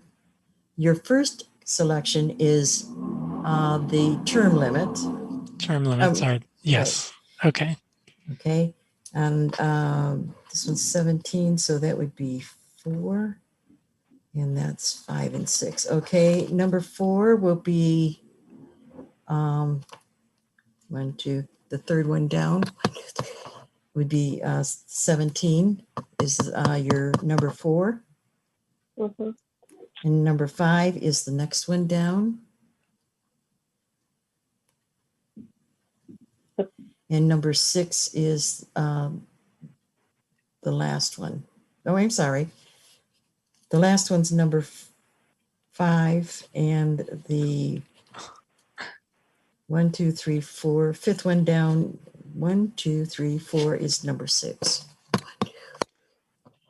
I can't quite follow all the numbers that Eileen is saying, but I can see what Anne is doing. So Eileen, do you agree? Do you agree with calculation that Anne is 3, doing? 1, 4, 6, 2, and 5.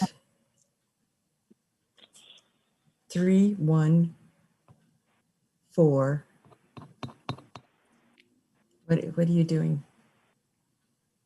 Why don't we give Anne another few seconds Okay. to finish her formatting, and then I think if Eileen can say that what she came up with is the same, then we have a finished product. And if Eileen came up with something different, then we can try to figure out the reason for the difference.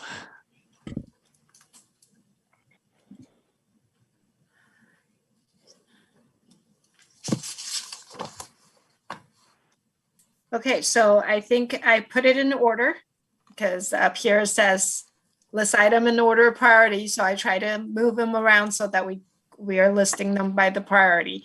So one is the alternative to city council term limit. Eileen, Yes, I that's agree. what you have. Number 2 is low income exemption. Mm-hmm. Number 3. I'm matching my total numbers with your total numbers.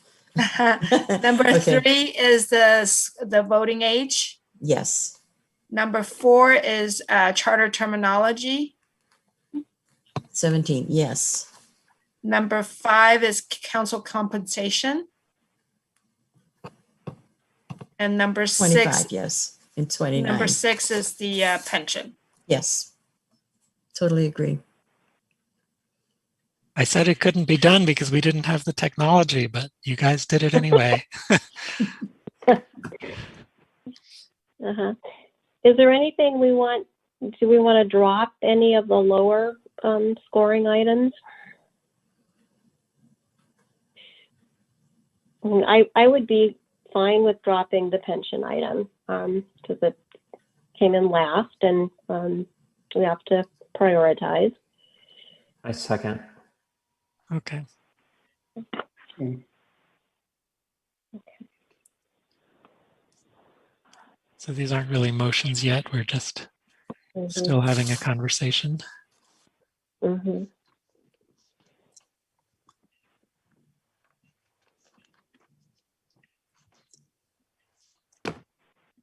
Okay, I think we've gone past 9:15, or we're coming up on 9:15. Coming up on 9:15. Can we Okay. we're very close to finishing. I think we can do it. Do I need to make a motion to drop the last item? No, I think we can make a motion on the whole list once we've generated it.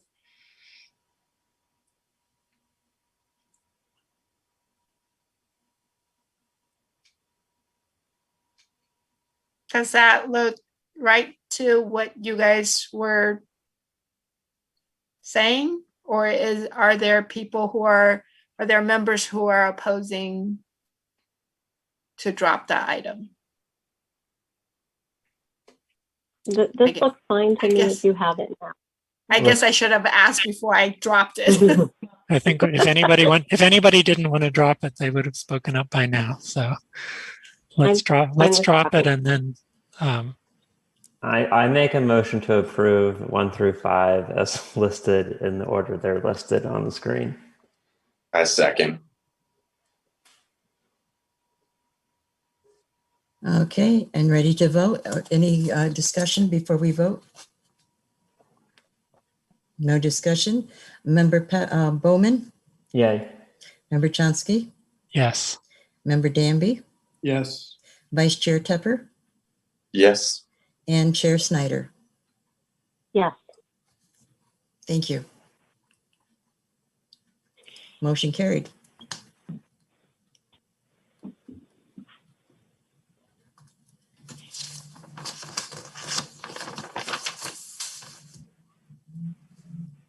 Does one of Do us we have need, like 1 more minute? does one of us need Go to ahead. present this to the city council? Yes, We need- usually the chair, unless the chair would like to designate another member. Or if the committee would like to designate another member. I'd like to hear what folks have to say. I think Lisa should present. I would second that.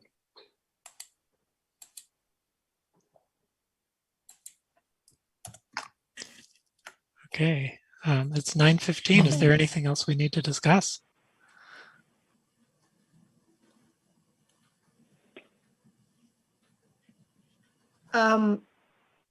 Just as a reminder, the work plan item may come back to you. Just as a heads up, if because the work plan template has not been finalized. So if the work plan template is more than what staff understand per your discussion, that staff has the ability to I guess to make it fit the final work plan template, it will come back to you guys for it'd probably be a quick approval kind of thing. Do you want to extend another 5-10 minutes? Because you're not quite done yet. If there's more to be done tonight, Any future agenda items hasn't been discussed yet. that's what I was thinking. Do I hear a motion to extend? Move to extend till 9:20. And anyone second it? I'll second that. Okay. Member Bowman Yeah. and Chomsky Yes. and Danby Yes. and Tepper Yes. and Schneider. Yes. Thank you. Do we have any proposed agenda items for the next meeting?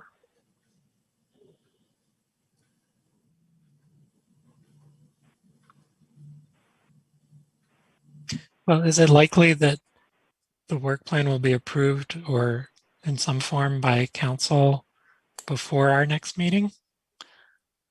Very possibly. But so maybe likely, but not certain. Okay. High likely. High likely. Okay. Because your meeting won't be now until July 15th, because you're every other odd month. Yeah, okay.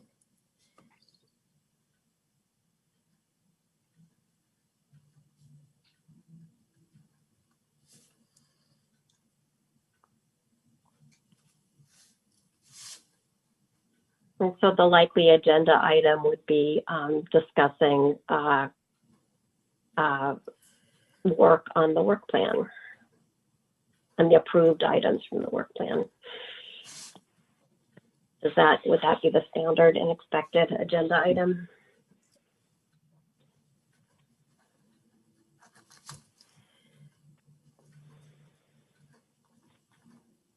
Makes sense to me.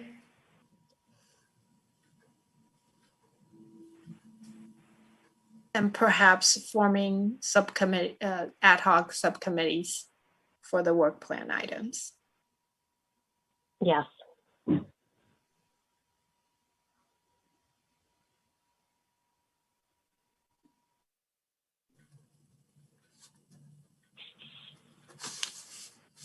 Okay.